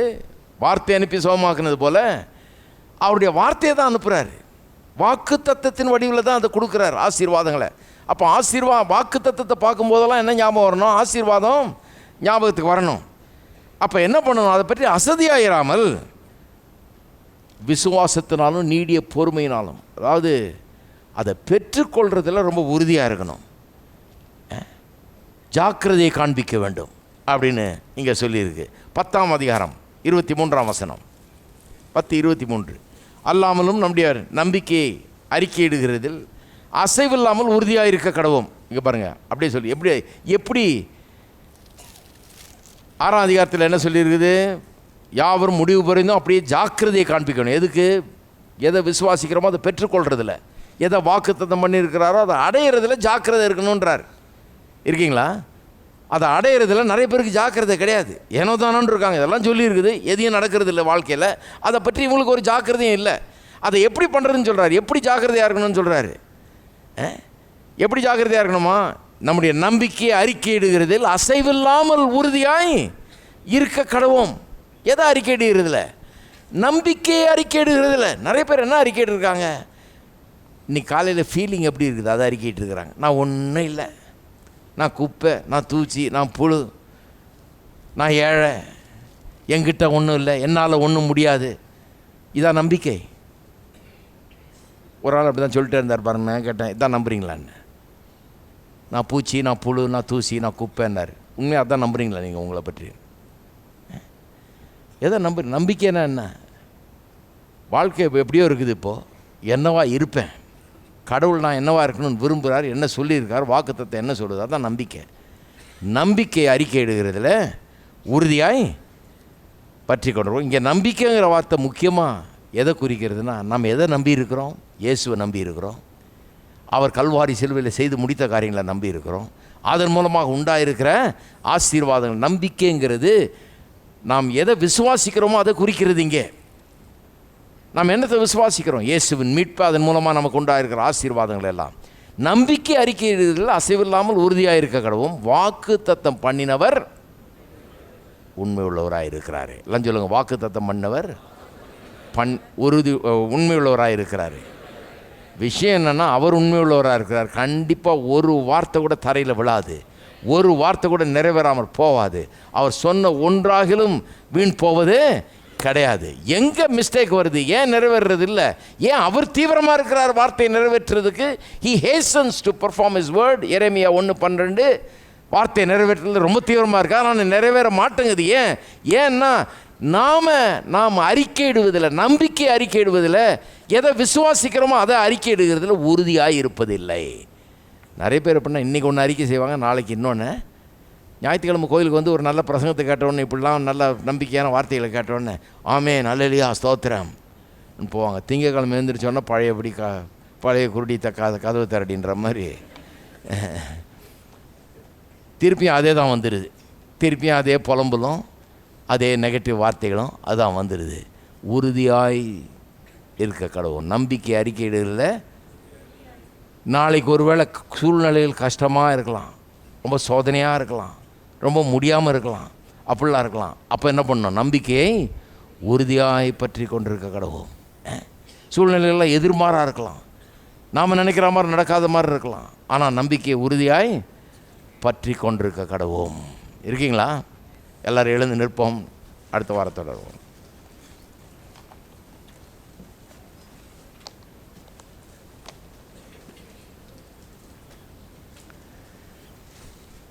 கரங்களை உயர்த்தி கர்த்தரை ஸ்தோத்தரிப்போம். ஸ்தோத்திரம். பிதாவே உம்மை துதிக்கிறோம், உம்மை ஸ்தோத்தரிக்கிறோம். இந்த காலை வேளையில் நம்முடைய வார்த்தையை நாங்கள் எண்ணி பார்க்கிறோம். ஒரு வார்த்தை கூட தரையில் விழாது. நீர் சொன்ன வார்த்தைகள் அற்புதமான வார்த்தைகள், ஜீவனுள்ள வார்த்தைகள். வானம் பூமி ஒளிந்து போனாலும் உம்முடைய வார்த்தை ஒளிந்து போவதில்லை. துதிக்கிறோம், உம்மை ஸ்தோத்தரிக்கிறோம் கர்த்தாவே. இந்த வார்த்தைகளுக்காக உமக்கு ஸ்தோத்திரம். இந்த ஜீவ வார்த்தைகளுக்காக உமக்கு ஸ்தோத்திரம். ஜீவனை தெரிந்து கொள்கிறோம். நீர் எங்களுக்காக செய்து முடித்த காரியங்கள், ஏற்படுத்தி வைத்திருக்கிற ஆசீர்வாதங்கள், இவைகளை நம்புகிறோம். இந்த நம்பிக்கையில் உறுதியாக இருக்கிறோம். ஒவ்வொரு நாளும் அதை அறிக்கை செய்கிறோம். நாங்கள் சொல்லுகிறபடி ஆகிறபடியால் நமக்கு ஸ்தோத்திரம் கர்த்தாவே. ஜனங்கள் ஒவ்வொருவரும் ஒரு தீர்க்கதரிசியை போல் தங்களுடைய வீட்டில் எழும்பி தங்களுடைய வாழ்க்கை எப்படி இருக்கும், என்னவாக இருக்கும், தங்களுடைய குடும்பம் எப்படி இருக்கும், கையின் பிரயாசம் எப்படி இருக்கும், எதிர்காலம் எப்படி இருக்கும் என்பதை அவருடைய வீட்டிலே தீர்க்கதரிசிகளாக அறிவிக்கக்கூடியவர்களாக இருக்கட்டும் கர்த்தாவே. அவர்கள் சொல்லுகிற ஒரு வார்த்தையும் தரையில் விழாது. ஏனென்றால் அது உம்முடைய வார்த்தை. இப்படிப்பட்ட ஒரு அறிவையும் விவேகத்தையும் ஞானத்தையும் ஒவ்வொருவருக்கும் நீர் கட்டளையிடுகிறபடியால் நமக்கு ஸ்தோத்திரம். உம்முடைய வார்த்தை வல்லமையாய் ஒவ்வொரு வாழ்க்கையில் கிரியை செய்யட்டும், வெற்றியும் வாழ்வையும் உண்டாக்கட்டும். உமக்கே கனம் மகிமை துதி ஸ்தோத்திரங்களை எடுக்கிறோம். இயேசுவின் நாமத்திலே ஜெபிக்கிறோம், ஆமென். நம்முடைய கர்த்தராகிய இயேசு கிறிஸ்துவின் கிருபையும் பிதாவாகிய தேவனுடைய அன்பும் பரிசுத்த ஆவியானவருடைய ஐக்கியம் நம் அனைவரோடும் இன்றைக்கும் என்றைக்கும் இருப்பதாக, ஆமென்.